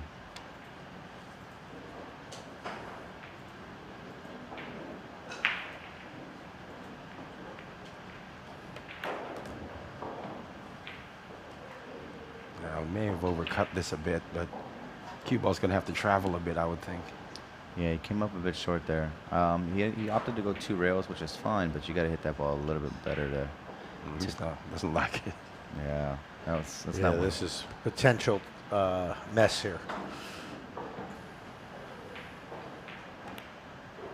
There he goes. Oh, to yeah. Travel. Yeah, just travel. 17,000 rails later. Well, he's clearly forgotten about what happened in the first 2 racks. Yeah, it looks like it. He's got a little stroke going, and he ties it up at 2 apiece. Well, the saying, Ted and Eddie, in can sports, yeah, you have to have the shortest memory. So in case something bad happens to you, just go on to the next play. And in the case of Pei Wei Chang, it's after 2 racks, he said, okay, I'm back. Where's that beer? Yeah, I'll mention it one more time, as you said, that they do have beer here at ARC, asked by recreational. I say that because it's not very common in Singapore that they have alcohol served in pool halls. But that's one of the many reasons that makes this place very special, at least for me. Yeah. Well, when we start the evening session, you know where we're going. So talk about that mental side of the game. What all these guys can shoot. Yeah. Great. Obviously, some shoot better than others, but they're all pros and they can pot balls. But what percentage do you feel that at this level is the game mental? Oh, wow, that's such a great question. It's so much. It's hard to put a percentage on it, but it's a very high percentage. I joke around so much, and I say that it's the X factor. It's the thing that separates a good player to a great player. Being able to have that short memory, being able to just forget about that shot that you missed, and moving on to the next one. Because you've got the talent, you got the ability to do it, but how you just forget about the last rack and focus on the one that's there. That's that separates the great players. And I think your opponent oftentimes in pool, such a game of nuance and that the opponents pick up on that. They can tell if you're confident. That can be a real downer for an opponent. I mean, if you're weak, an opponent can pick up on that. They smell weakness, especially the great players. Yeah, but sometimes, of course, if you use poker as an analogy, we can use something called a reverse tell, where you're actually trying to look weak. You're trying to actually downplay your abilities, and then all of a sudden you're running 5 straight racks. Not quite sure about this attempt at what should have been a safety. Well, he was going for a push out, right? And he wanted to just leave maybe an opportunity for a bank. A jump. But he left the shot wide open. So he just, of course Brian's going to take this shot. I don't anticipate him giving it up. Are you hiding it behind the 8 ball now? Cue ball behind the 8, or send it back up table? No, I think he could pot the 2. He can pot this.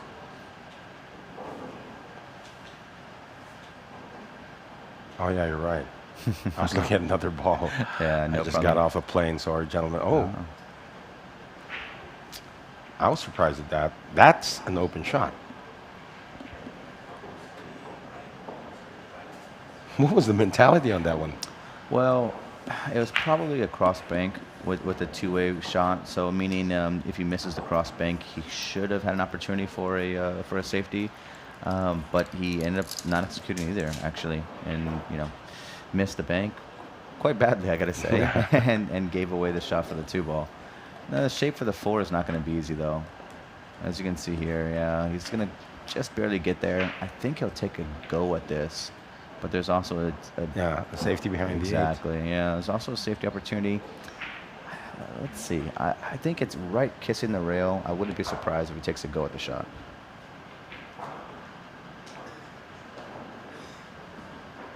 That's a long crawl shot if he's going up inside here. It is. I just think. Oh, it looks like he's electing the defense. Yeah, smart shot. One of the things to consider on that potential shot, if he would have gone for it, is of course the scratch in the side pocket. So given that, he went for the more reliable defense.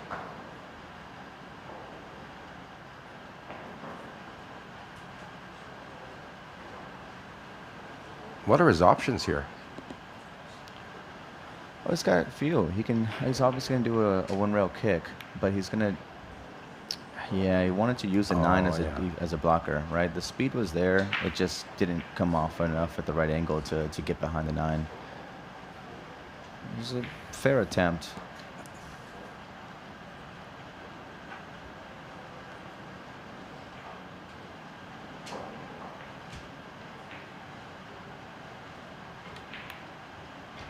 Ooh. Side pockets are always going to be tough.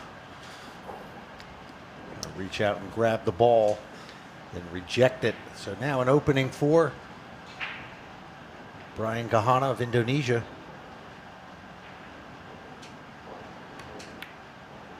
No. Come on. No. He didn't even have to come close to hitting it on the left side. Because even if he made it, look at the position he would have had on the 5. Correct. You know, sometimes missing a ball can be contagious. We're seeing that here. Well, I've been told these are 4-inch pockets, which is super tight. Absolutely. Yeah, it is.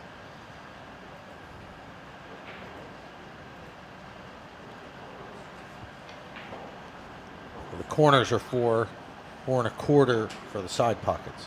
Yes. Yeah, you know, we've been talking about ARC a couple of times, and I'll say it one more time. You know, these are some of the truest tables in Singapore, some of the best tables, and if you can play here, you can play anywhere. And some Filipinos have actually struggled here. I mean, you would think that those are natural shot makers. No, adjusting to the tables is something you need to do real quick, especially in the early stages for a race to 9.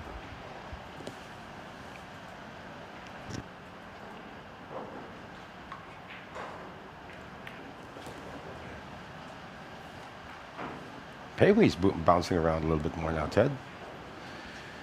Yeah, he's been feeling it. Hit a bit of a rough start. And then, see, talk about mental, right? He saw, you know, he saw some weakness from Gahana. And that always gives you a pep in your step when you see your opponent Sort of down. Almost stumbled there. I mean, he looked like he cheated the pocket a little too much, got away with it. How about 3 in a row here, gentlemen? Indeed, 3-2 now in favor of Chinese Taipei's Chang Pei-wei. The winner of this moves on to the knockout stage, final 32. We're still in the qualifying stages here in Singapore at the DE Capital Nineball Open. I'm going to do you guys a favor and run out just to see who's already made it to the round of 32. All right. All right. I'll be back. Sounds good. Take a camera with you and then, you know, and a microphone. Okay? We can get live report at the scoreboard. I like it. Yeah, we've got a lot of close matchups happening right now. He mentioned 3 racks in a row. So, yeah, Carlo Beato just put 3 racks in a row against his opponent. So he's on 3-2 now.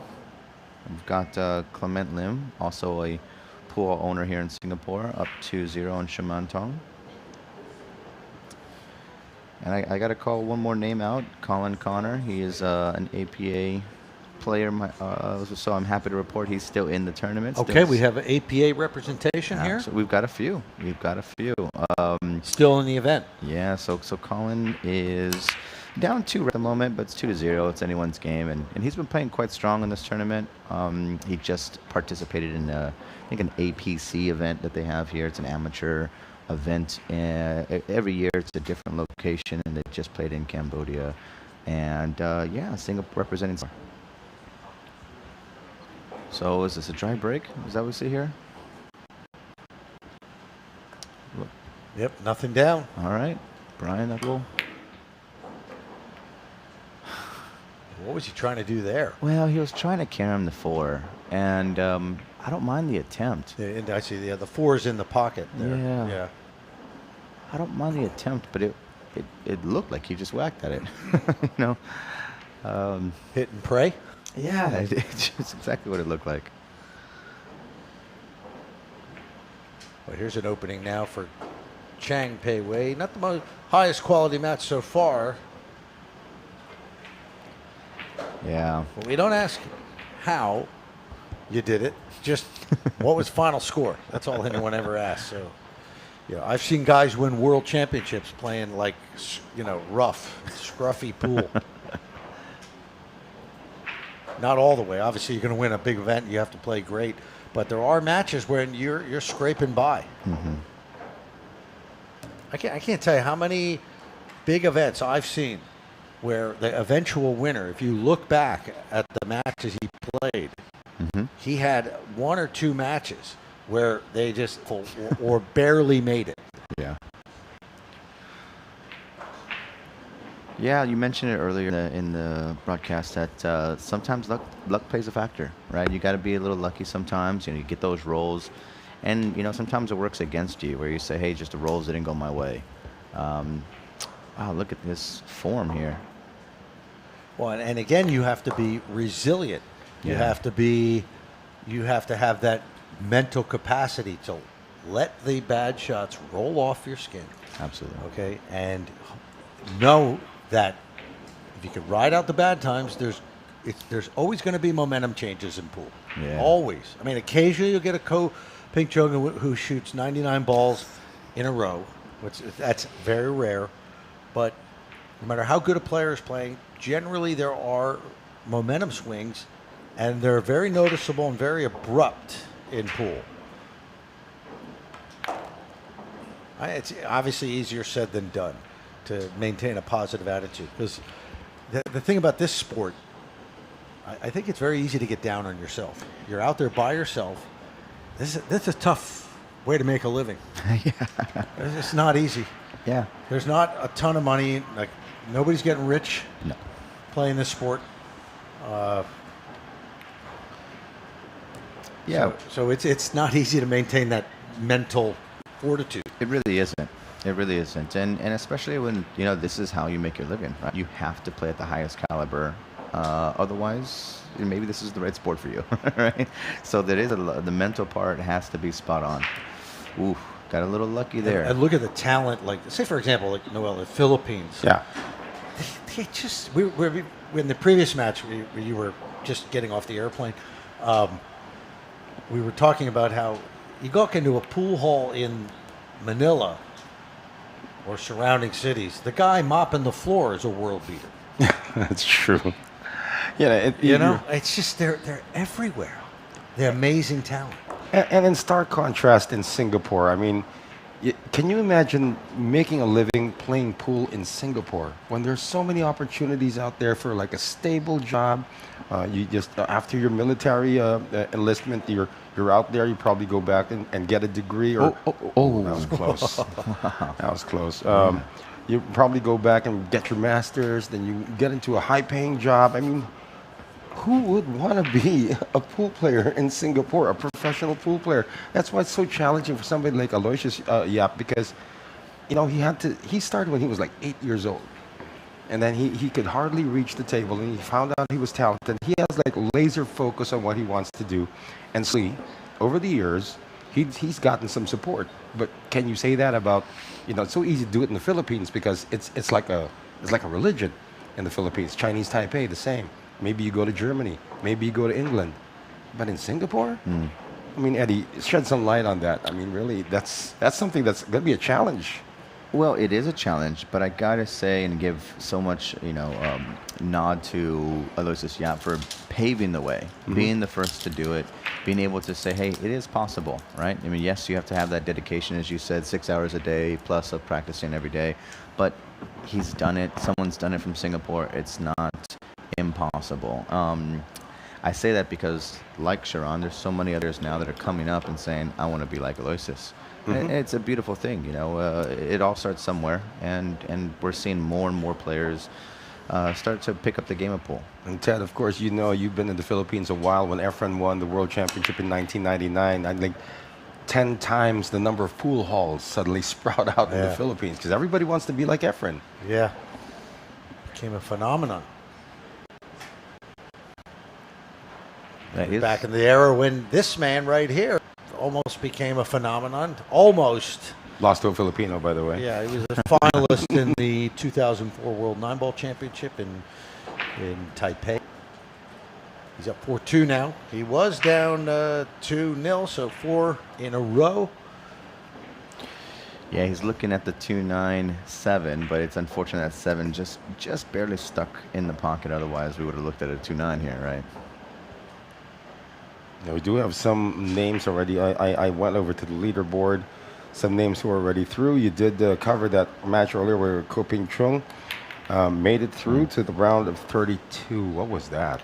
He tried quite a difficult combination, but it looked like the 9-ball was just flying around and might have got lucky, but he did not. Yeah, I mean, I probably would have looked for an alternative route, like a defense here, than going for something like that. That's a 3-ball combination. 2 balls already to make it a 3-ball combination's pretty tricky. Kyla Moroto of the Philippines defeated Jeffrey Ignacio. Yeah, that was a good match.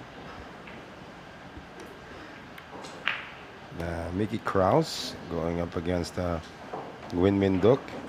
Mickey Krause is through. That was a good shot right there. Mm-hmm. Taking it down the rail. This is going to have to be a good shot. A little draw back to get there. It is nice. Okay. Beautiful. Yeah, we're seeing Brian open it up a little bit now. Yeah, and Brian's been sitting down for a very long time. He's looking for that mechanical bridge. There's nothing mechanical about it, though. You call it the mechanical bridge. You just call it a bridge. Yeah, he's been sitting down a while, Eddie. I mean, what's the mentality there that, when you get your chance, you need to spring up, but, you got to control the nerves as well, control the adrenaline as well. Yeah, well, it's easier said than done, but most players at this level try to play the table and not the player, not the opponent, right? So when you get a shot at the table, it's just about you and the table, right? Just take advantage of every opportunity you get and clear it up like it looks like he's about to do here.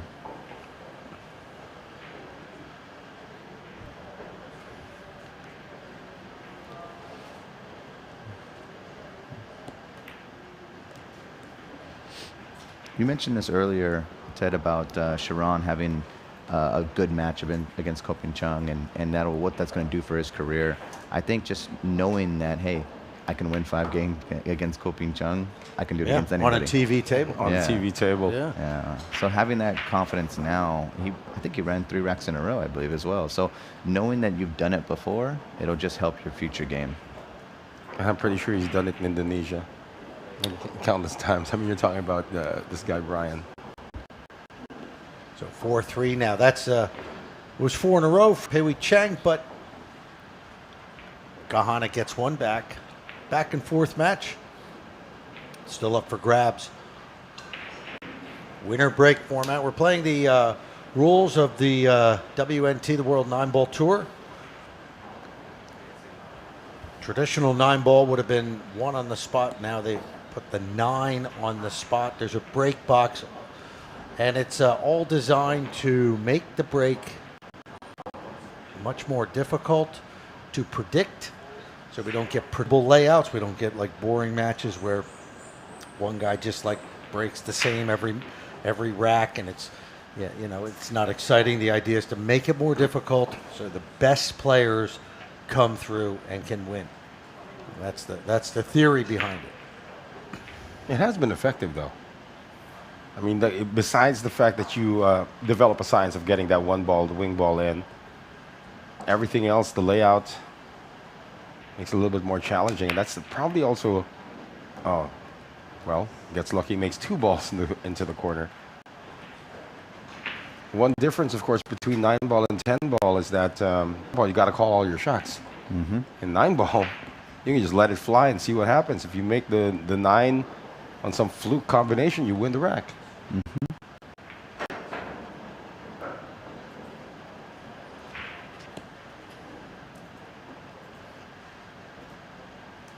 I'm not quite sure if we have a shot clock already at this stage of the tournament. No shot clock at the moment, but there will be later in the event. Fortunately, we haven't seen slow play, although the referee does have at his discretion to give warnings for slow play at this point. But no shot clock yet, but there will be, I believe, from quarterfinals on the TV table only. That's what you call an unforced error right there. Yeah, absolutely. Thinking more of the position than the pot. And I'm sure all 3 of us have been guilty of that at one point in playing. That you know exactly where you want the cue ball to land, but you forget about making the object ball.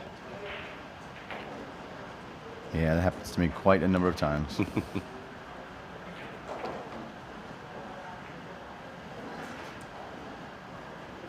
So Pei Wei actually lost a rack because he tried some funky combination shot. Now he's just got to try to keep it as simple as possible.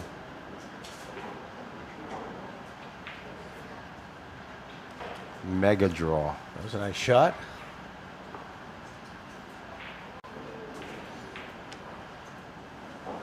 Not quite sure if you want to be this close to the rail, though.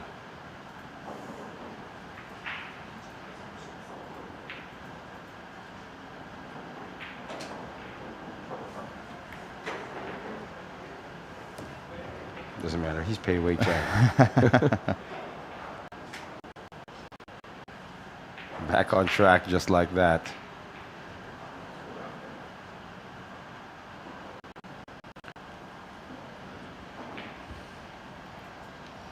Gonna have to put extreme top here to get shape on the 5. Maybe not extreme. He was able to get there pretty easily, actually. Yeah.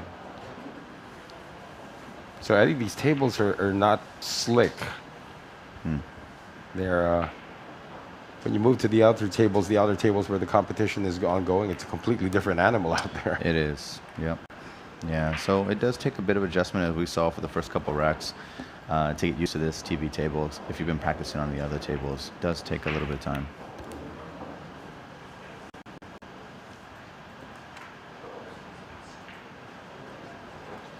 Have we had like a golden break here today so far? No one's Not yet. no one's fluked the 9 yet. Not on the TV table.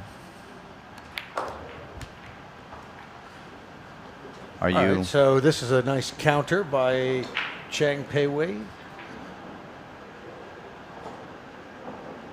This will move the scoreline to 5-3. No, the reason I asked about the golden break, I remember doing a match, Ted. I don't know if you're familiar with this, where Marlon Manalo actually had an 8-0 lead against his opponent. And it was the last match of the night. We were all getting ready to pack up. Then his opponent makes some kind of a sick run and ties it up hill. And Marlon it was like an alternate break. And it was Marlon's turn to break. And he just gets a golden break. It's like, why didn't you get the break in rack 9? Why'd you have to wait all the way till rack 19 to get it done? One thing about the break here, though, is they're slowly figuring out how to make that wing ball go down. There's been twice already.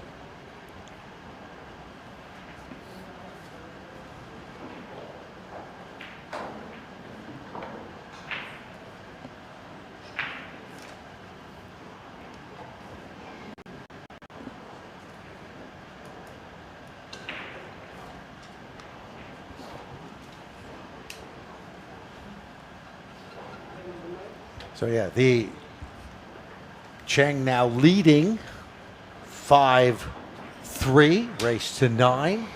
Oh, so he goes on the other side of the box. You can see the one ball. It's the one ball that they're going for That's in the right. side Yeah, pocket. I stand corrected. You're right. They tried that, but in the other format without the box. It's the wing ball. Correct. Yes, correct. Thank you for reminding me that we're putting the 9 on the spot and not the 1 on the spot now. But again, is it this much of a riddle, Eddie, to get a break shot to go in? I mean, you sort of sometimes overthink it now. Well, it is a riddle, actually. It is a puzzle. And it's one that I haven't solved, right? Quite frankly, because it's my break is nowhere near as consistent as these top pros. But as you saw many times, if you don't pot the 1 in the side pocket, oftentimes it will go in the corner pocket, right? And on this break, it was a little interesting. Pei-wei just let the cue ball go a little bit. You saw the cue ball all the way down table, which is not consistent with what we want to see in normal behavior. You want to see the cue ball more in the center of the table. And so it gave Brian a very easy shot to start off the rack with. So, that break was inconsistent from what we've seen so far. Right. Well, this rack actually is not without its perils at this moment. There is something like a semi-hidden Mickey out there somewhere. We got like 3 balls bunched up. Yeah, I'm going to assume he's going to go for this breakout now, but it's not easy. He's going to have to put a little bit of inside right spin on this. The mere fact that he's also practically on the rail takes away more than half the ball. Oh, he just went for it straight for the 4. Yeah. But unfortunately, he's a little bit in no man's land, right? He didn't really want to be on that side of the ball. Now when he doesn't have a quite breakout.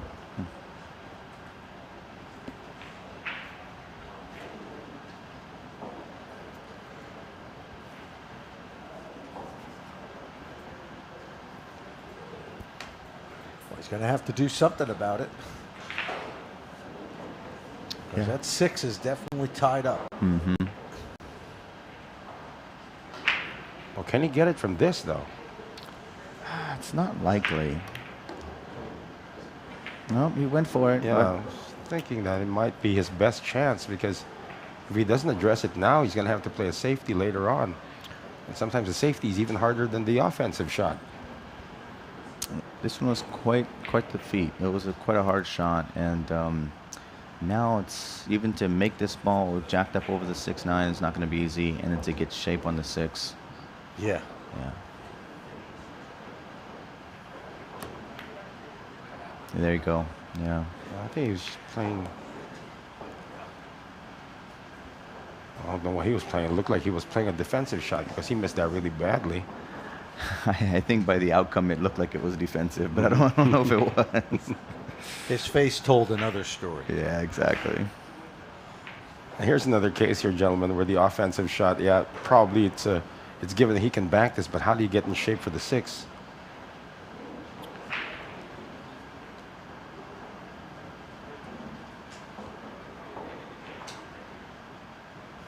I would imagine he's going to try and put the cue ball, nuss it up in between the 8 and the 9. Just like that. Nice. Yeah, so he obviously accomplished 2 things here. Hopefully he's going to get ball in hand, but he broke out the cluster of the 6 and the 8 that he wanted to. So Call there, yeah.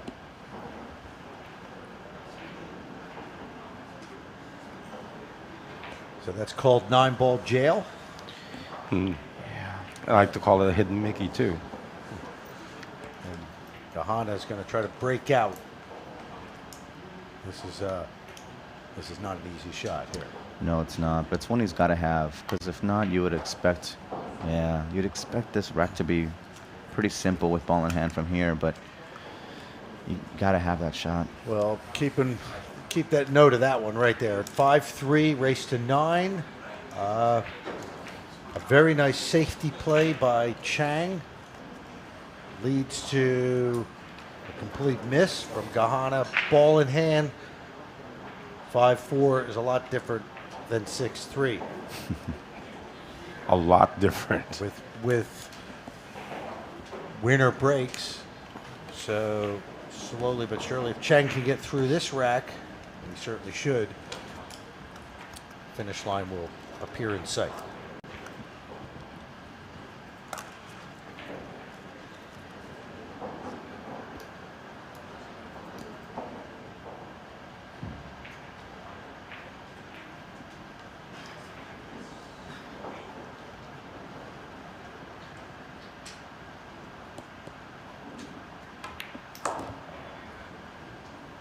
Nice shot there.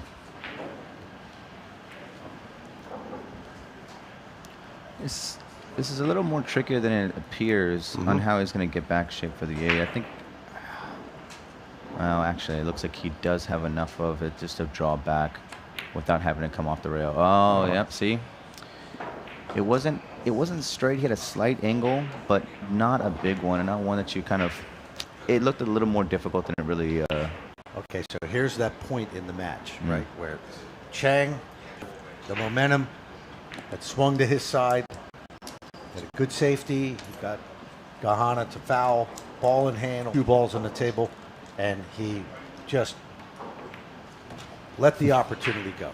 He really did. And now, I'm telling you, the pool gods, you watch.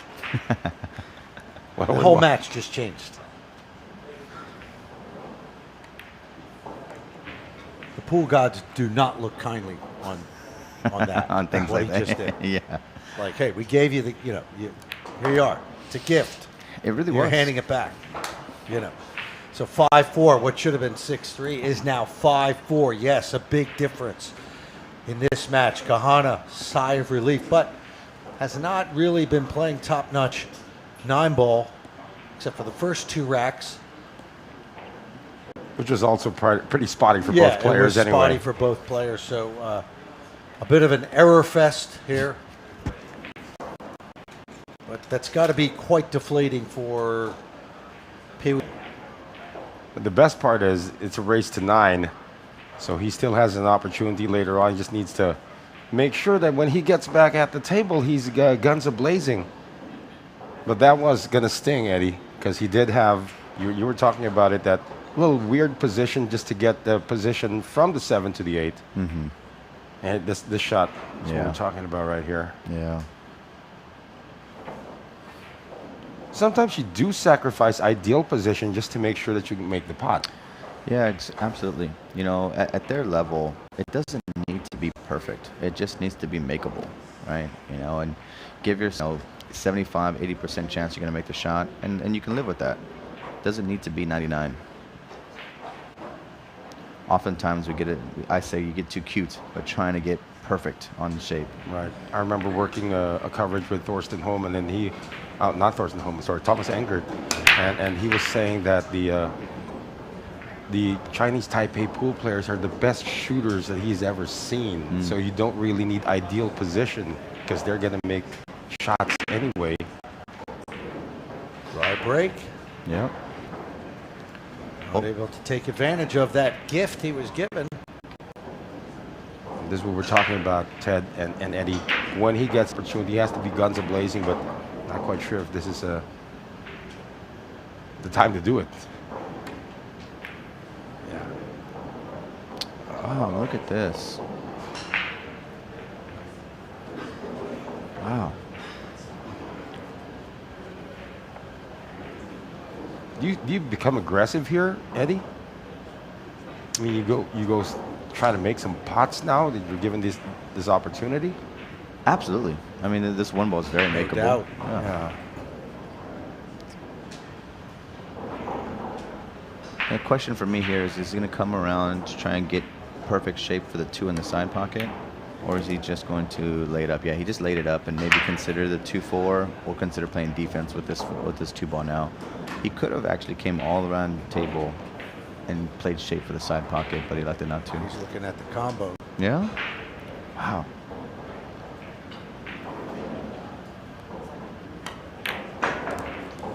Oh, yeah. Yeah. Nice shot. Round of applause, please. Everybody's too busy at the outer tables Yeah. right now. I'm sorry, we don't have an audience. There is an audience out there with the outer tables. You know, Yeah. They're not on the TV table. Not on the TV table. Of course, the key there was that he was able to maintain position on the 2.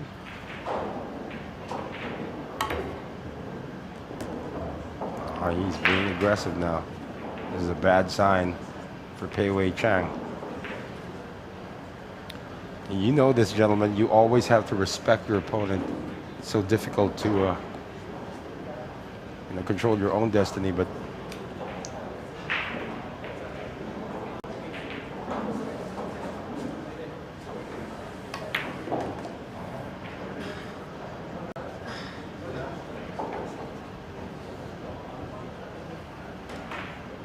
now pretty soon Brian's going to forget that he's in Singapore in front of a TV table. He's probably thinking he's at his local pool hall back home in Indonesia. You know, zone it out. You remember that movie, For the Love of the Game? Clear the mechanism.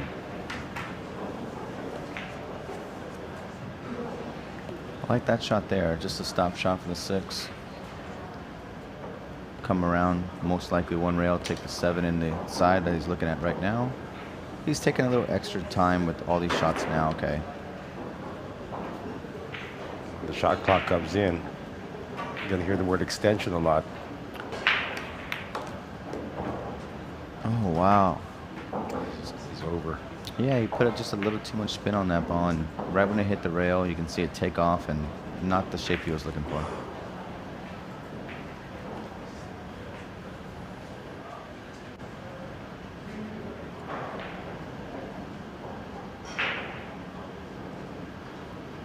Still quite makeable, though.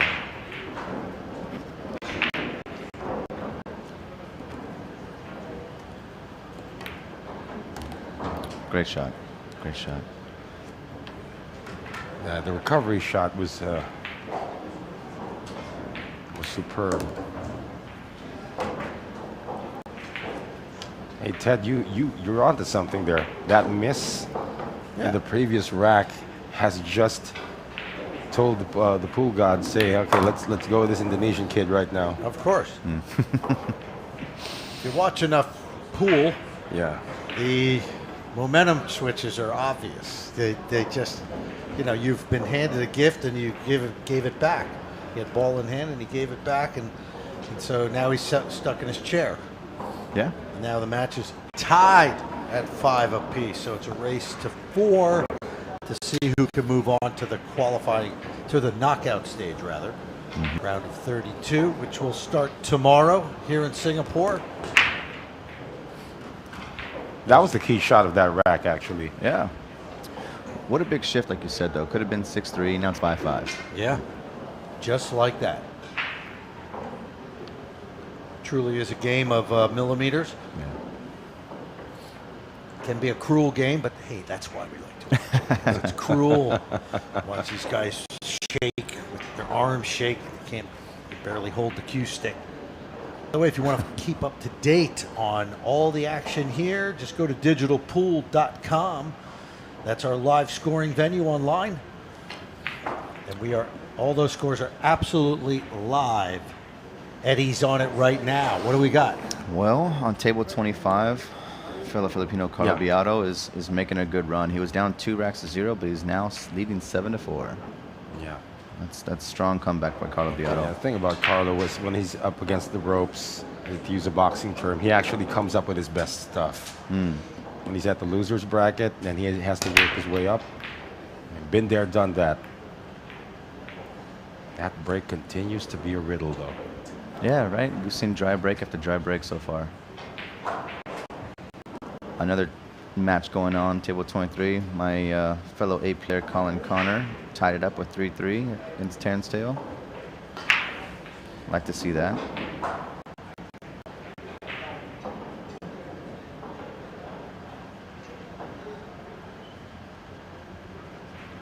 Is it guns blazing time now for the 44-year-old? It's now or never. Yeah.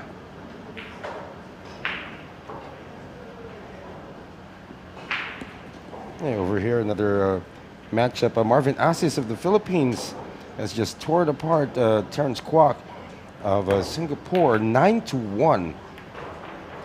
So some of the Filipinos are already making some moves as well. It's unfortunate, of course, that there are some draws that are country versus country, and this is an unfortunate situation here. Just not a good shot there from Pee-wee Chang. Missed the pot by a mile and left it wide open for Brian Gahana.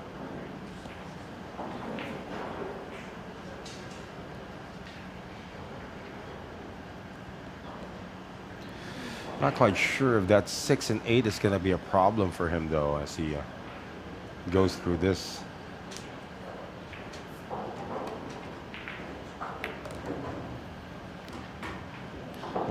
Yeah, he wanted to kiss a 3 to stop the cue. Otherwise, he wouldn't have had a shot. Is he looking at that 6-8 right now, Eddie? No, not yet. He's looking at it probably with the 4 ball. So it looks like from this angle the 6 might go, but if he's going to use the 4 to break it out if he gets there.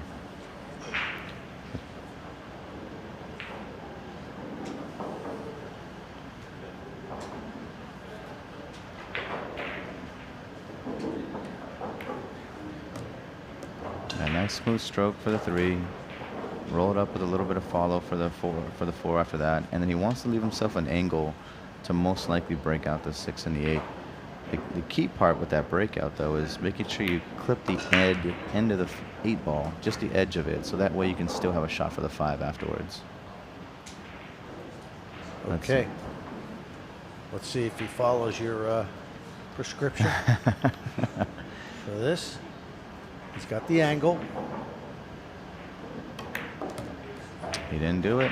Yeah. He went just for the 5 and. What is he? Does the 6 and 8 play as a combination shot now? Probably not. Probably that's why he's not worried about it. Well, he's going to have to go on that side of the table now, given the angle that he left himself for the 5. So that is an opportunity. It's just, I normally would not play shape for combinations, but heck, they've made a couple shots that are nice combinations. Maybe he's feeling confident. Because like you called it, that's the only shot he gave himself. That's it. With running into balls, it's hard to figure out sometimes where you're going to end up. Yeah. So Yeah, correct. But even here, it's hard to figure out where you're going to end up. But wide open table, so he's fortunate. Oh, he's going to get back into the lead if he follows the game plan or he follows the script. He's going to put a little bit of bottom on this to make sure he misses the 9. Oh, he went right around it. Luckily, he did miss the 9. You saw him; he was hitting his chalk on the board, on the table, saying "Stop, stop, stop, Yeah. stop."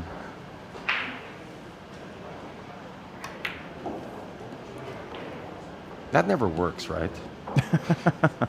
It's as if the cue ball is going to see you tapping your chalk on the table, saying "Stop." Gravity has me, and gravity found that 9 ball there, Ted. 3 in a row for the Indonesian, Brian Gahana. He now leads at 6-5. And let's all go back to rack number 9 when this man right here, Pee Wee Chang, gifted the table back over to Gahana when he was on the verge of going ahead 6-3. And I don't mean to say I told you so, but I told you so. You called it.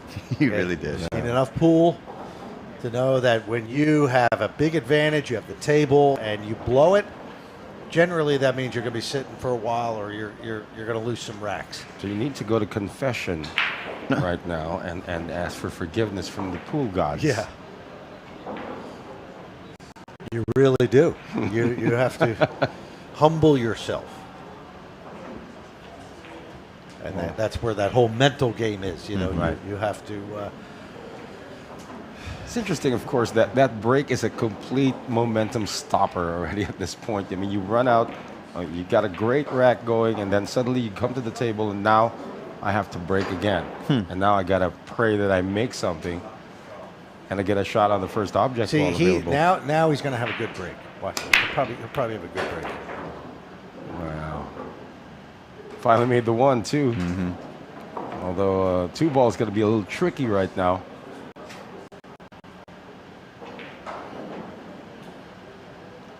Momentum definitely on the side of Brian Gahana, grinding his way to a 6-5 lead. Oh, this is going to be a wild combination. Well, he's feeling it. Yeah, no kidding. Would you think it's easier to make the billiard than it is to make this combination from this angle, Eddie? Yeah, he's looking at both. He's looking at Karam and he's looking at the cut. And it looks like he went for the defense. That was a smarter shot. That's what I definitely would have done as well. Yeah, I think if it wasn't by the rail, he probably would have tried to snick behind the 4. But since the cue ball was kind of nestled up on the rail, he just elected for the easier defense and just gave separation between the 2 balls. Let's see. Surprised we're not seeing the jump cue yet. Looks like we won't. Yeah.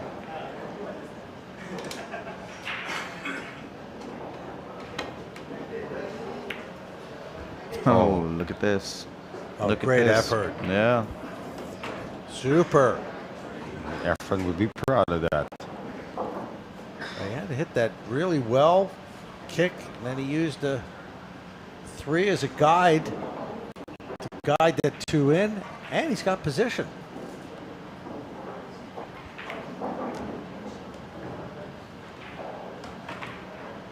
But now he has to convert.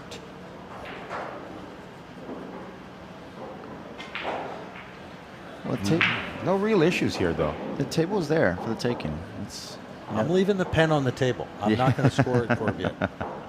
We've seen him falter. That's what you Number and I. of times. That's what you and I do in boxing matches, Ted. And around 10-9. Or we're usually wrong anyway. So. does a good job of missing the 9 there. Obviously, if he clips the 9, changes everything for shape. But How do you play the 6 here, Eddie? well, just a little bit of bottom right. You want to come back to the right side of the table. I mean, you could also, yeah, see, there's the bottom right. You want to be just below the 6. Just like that. Good shot. Stroke, though, is not as fluid as his Indonesian opponent. Yeah, Pei just hasn't been able to find the rhythm today, or at least in this match, he hasn't really We haven't seen a break clear. Well, we haven't seen a lot of balls potted on the break either. But and this is no gimme either. We're gonna have to see the stroke because the 8 ball is blocking the corner pocket. Hey, Ted called it. He made a ball on the break earlier.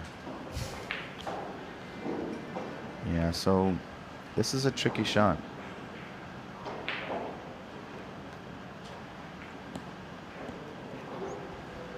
You really don't want to play for the 7-9. But on the same token, he's going to have to really let the stroke out to come behind the 7 if that's what he's looking at. 2 rails. No. Is he really playing for the 7-9? Wow. This could go wrong. From this angle, it's straight in, but I don't know.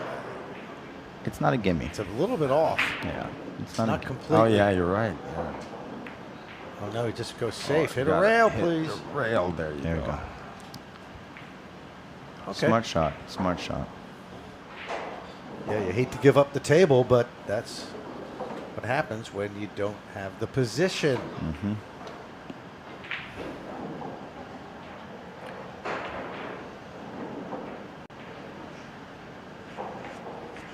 This is a lot harder of a kick than it may look like because he does have to go 2 rails. 1 rail's not going to not quite do it. And Might leave it open too. Oh, he just let it fly. Trying to go for distance though. yeah.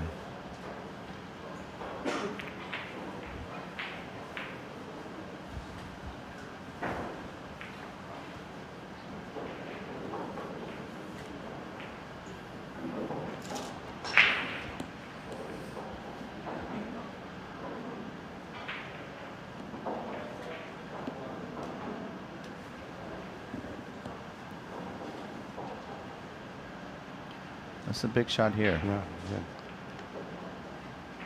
His opponent's telling him, "Are you willing to gamble on your abilities to make this pot?" I don't think he is. I think he's going to play defense here. Mm-hmm. Oof. Well, oh, almost. And Nope. Yeah, you know, as we've talked about before we started the broadcast, you mentioned, you know, maybe what you did think they might do is not what they always do, and I've been wrong a couple times today. So you would have played safe. Oh yeah, I don't think I would have trusted my shot abilities on Sharan, you know. It was an But extremely hard shot. Then he hits it 100 miles an hour. Exactly, How's exactly. that going to go in? I mean, that's maybe a Chris Smelling would pot that or something. You know, I don't- but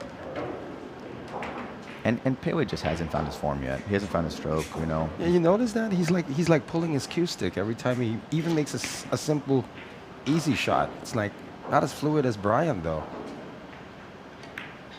so Gahana now goes up 7-5.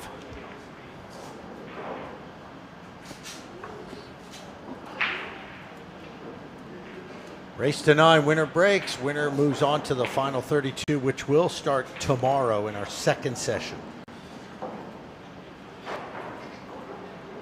Of course, we do have another match coming up after this, and then we go to the losers bracket.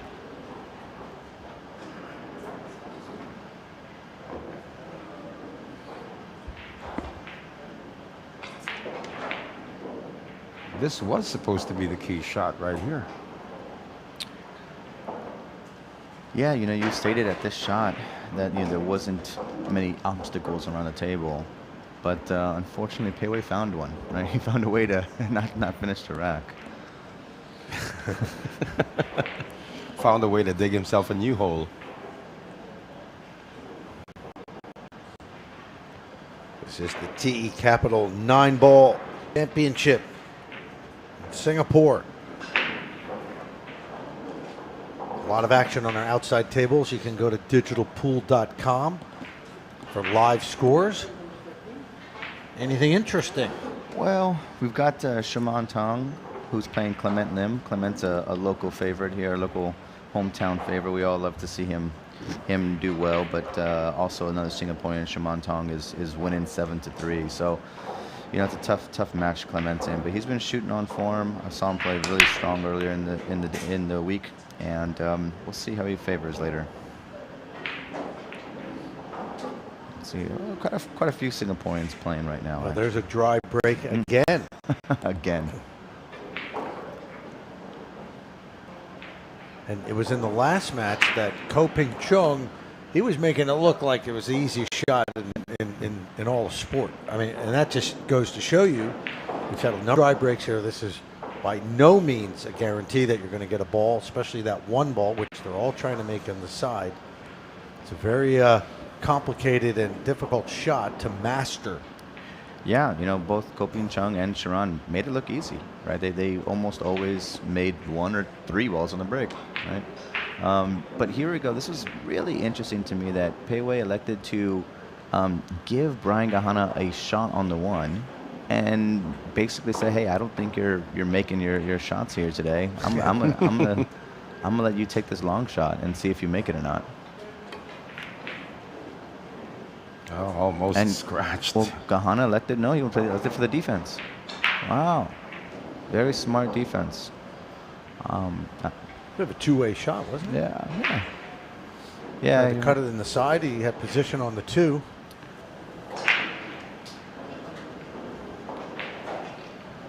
But what that tells me is both players are a little timid. You know, they're not as offensive as we saw Sharan, for example. Yeah, nobody here is like really confident at this point. Watch out. Okay, He Brian. leaves that open. Yeah, all right, Brian. Come on, no more defenses now. Let's see it. He's got one. He can take the stop the ball and leave it behind the 8. But come on, Brian. Let's go. Yeah. He's got these 2 games away from winning. He's got a chance to get position on the 2. You go for this. Yeah, absolutely. All right. You want to win, you go through the front door. You bash it down. You don't go through the back door. You know?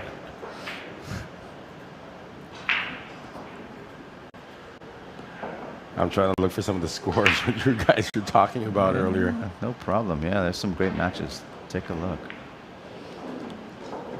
While you're taking a look at that, he's going to have to get behind the 3 to play it in the corner back here. It's going to be just a nice simple draw. Oh, not so simple. But he got there. Yeah.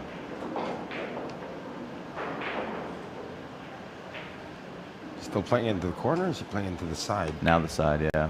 No, defense. Here we go again. No, yeah. That's actually a great shot. It's a great shot, but it just shows to me that they're not really feeling their stroke. They don't feel confident in clearing the table, so they're playing defense. I mean, I do the same thing when I don't feel comfortable right in the rack. You just go back to what you know and play defense, and maybe you'll get ball in hand. That's a good point. You know, force him to make a mistake. And it's great defense, right? There's no space to be able to jump. You're forcing him to do at least 2 rails. Yeah, when you say at least, that's the only thing I'm looking at right now.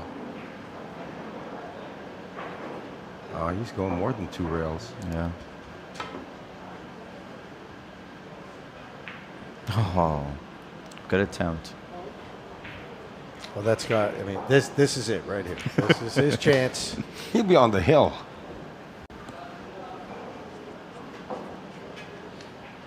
Well, and that particular gamble paid off. Yeah, it right? did. It did.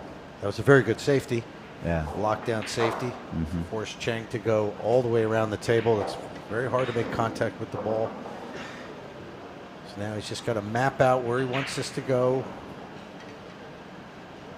Make sure that the tip doesn't touch the cue ball. We've seen so many fouls called with that before, Eddie. If you're trying to move the cue ball with your tip, when you can actually just do it with your hand. The 3 ball wants to leave Singapore right there, by the way.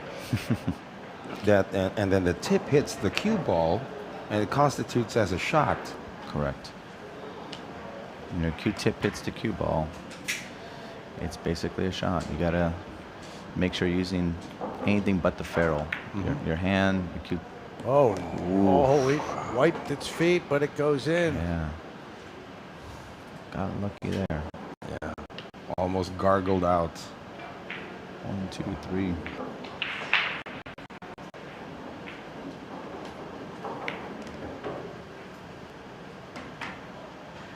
Looks like he's home on this one.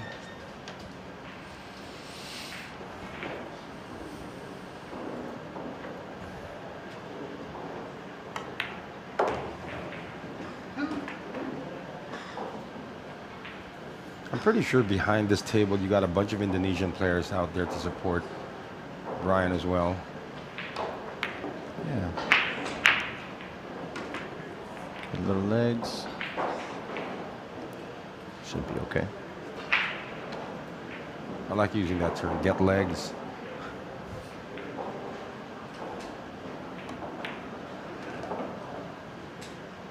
All right, he's got himself in just fine position. And this will put him on the hill. That means one away from victory. And a spot in the money round of knockout stage of 32. If I'm not mistaken, Ted, that's 5 racks in a row for Brian Gahana. Wasn't he down 5-3? Almost down 6-3, and then Peiwei missed that easy shot on the 7. Correct. He was down 5-3, then... Yep, that's right. Though it hasn't been very memorable performance from Gahana. The whole match changed on rack 9 when Chang was about to go up 6-3 and he just blew it. And then the match became 5-4, and then from there, yeah, it's been all Gahana. You know, Peiwei's had his chances. He just hasn't converted. Yeah. Yeah. And you guys talked about it being mental, also trying to apply mental pressure on your opponent is also a big factor of this game, as you will attest, Ted, by all the matches that you've covered also, that you put your opponent in certain spots where he has to think about how to escape, you know, how many rails that he needs to get out of the snooker from. That sort of trains you, right? But yeah, that's an interesting point, because I've talked to a lot of players about that, and some will have what the mentality that Eddie talks about. Well, you just play the table, but there are players who take the opposite approach, who will play to a player's weaknesses and try to, if they know that he has trouble banking or trouble with safeties, that they will put him in those positions. I remember a match where Lee Van Corteza was up against a weaker opponent, that he did his best to put him on 3 fouls. If he had an open shot, he would do his best to put him on 3 fouls. And that sort of drained his opponent. Well, it's a dry break. Hey, Carlos through. 9-4. Yep.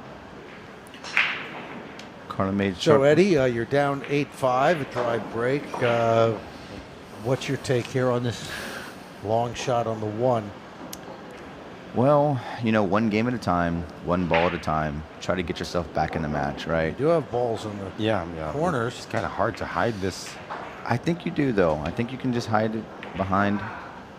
Yeah, okay. Or you can take the other side. I would have. Oh, look at this. Oh, okay, I see it. Yeah, there you go. I don't think that's what he was going for, though. I'll tell you that. Maybe he was going for it, because it's so tempting. You got those 2 balls already parked. The speed he played it in. Look at that. But now he's left with another long shot. He got a 5. Yeah, making that didn't really advance him too far. You know, now he's got up the defense. I don't think that was quite the intention, but he's probably not mad at it either. There's your defense. He's just not finding the stroke today. I hope for tomorrow he finds it. Yeah, let's clarify that, because this is a winner's side, meaning that both these players have won 2 matches, double elimination format, so whoever wins moves into the final 32. If you lose, you go over to the other side of the bracket, we call the loser side of the bracket, where you have another chance to get in to the knockout stage. In all our years of covering pool, I was always hoping that they'd be renamed something else instead of like calling it the losers bracket. Too harsh? Like, you're a loser, you're there. Well, you know, I think we had this conversation before, Ted. You know, Well, you call it the losers bracket. Well, what alternative do you have? do you believe in participation trophies too? Yeah, that's The one-loss side. Yeah, like or the must-win side. Yeah. There you go. I'll hit the floor. Yep. Nope. That's not going to work. Yeah.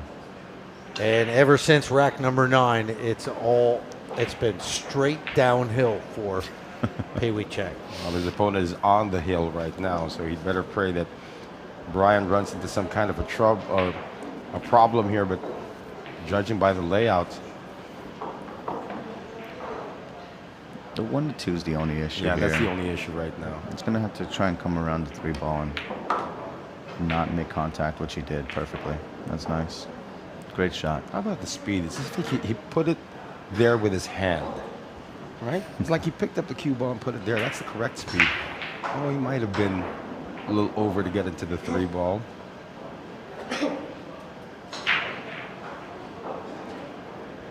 There's the 3-ball over there. Nah, he's okay. Yeah, he's got a good angle. He just didn't want to be so close to the rail.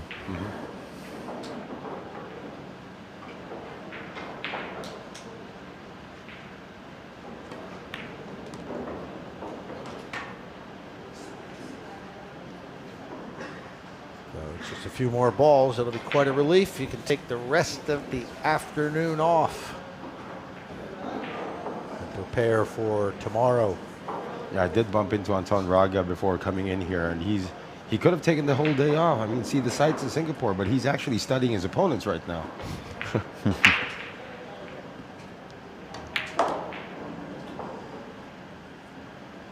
But, you know, these Filipino guys, you know, they're not much for sightseeing, I don't think.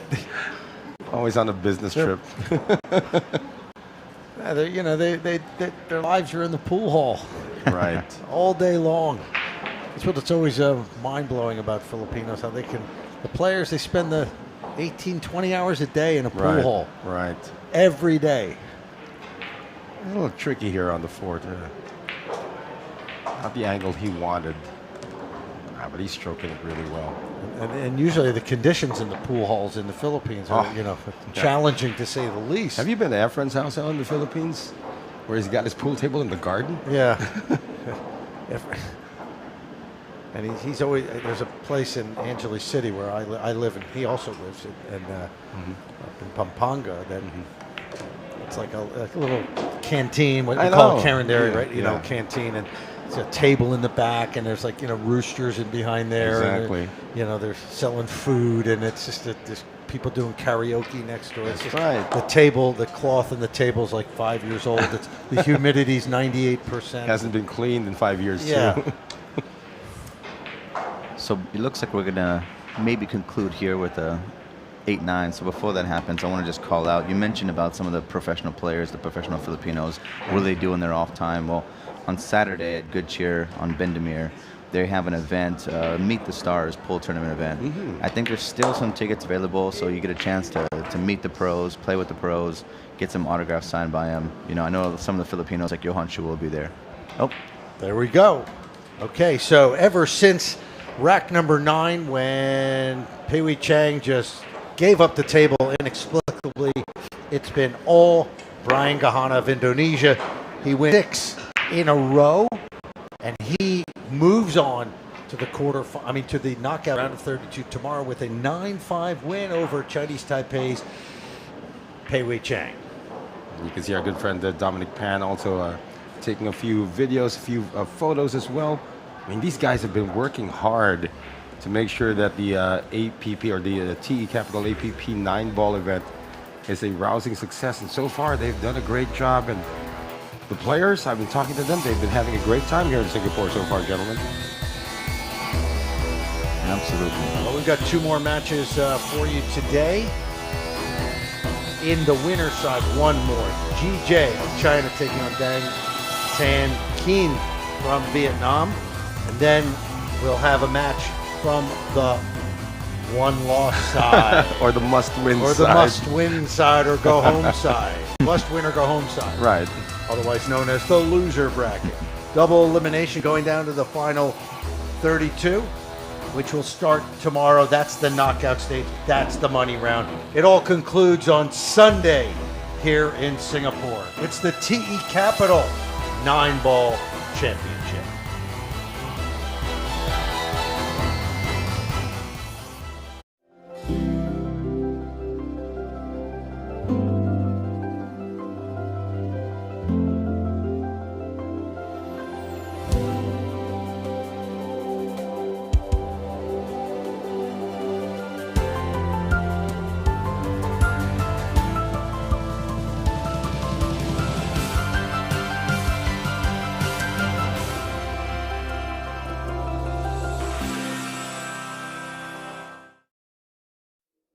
Experience the pinnacle of billiard excellence with our precision-crafted cloth, trusted by champions worldwide.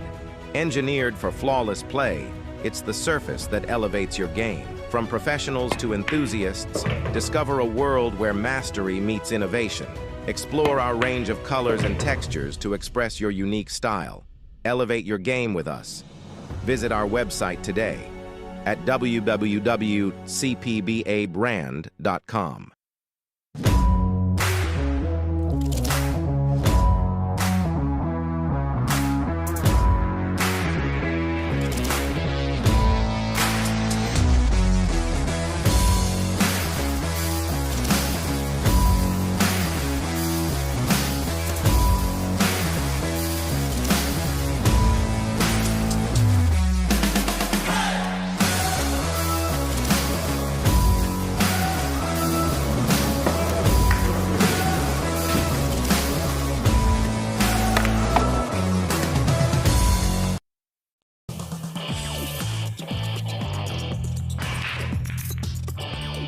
You don't have to play like a pro to enjoy the game I love. If you've ever played in a friend's basement, you can compete in an APA league. In the APA, everyone can play and anyone can win. So if you're looking for a fun night out with your friends and family, join an APA pool league today.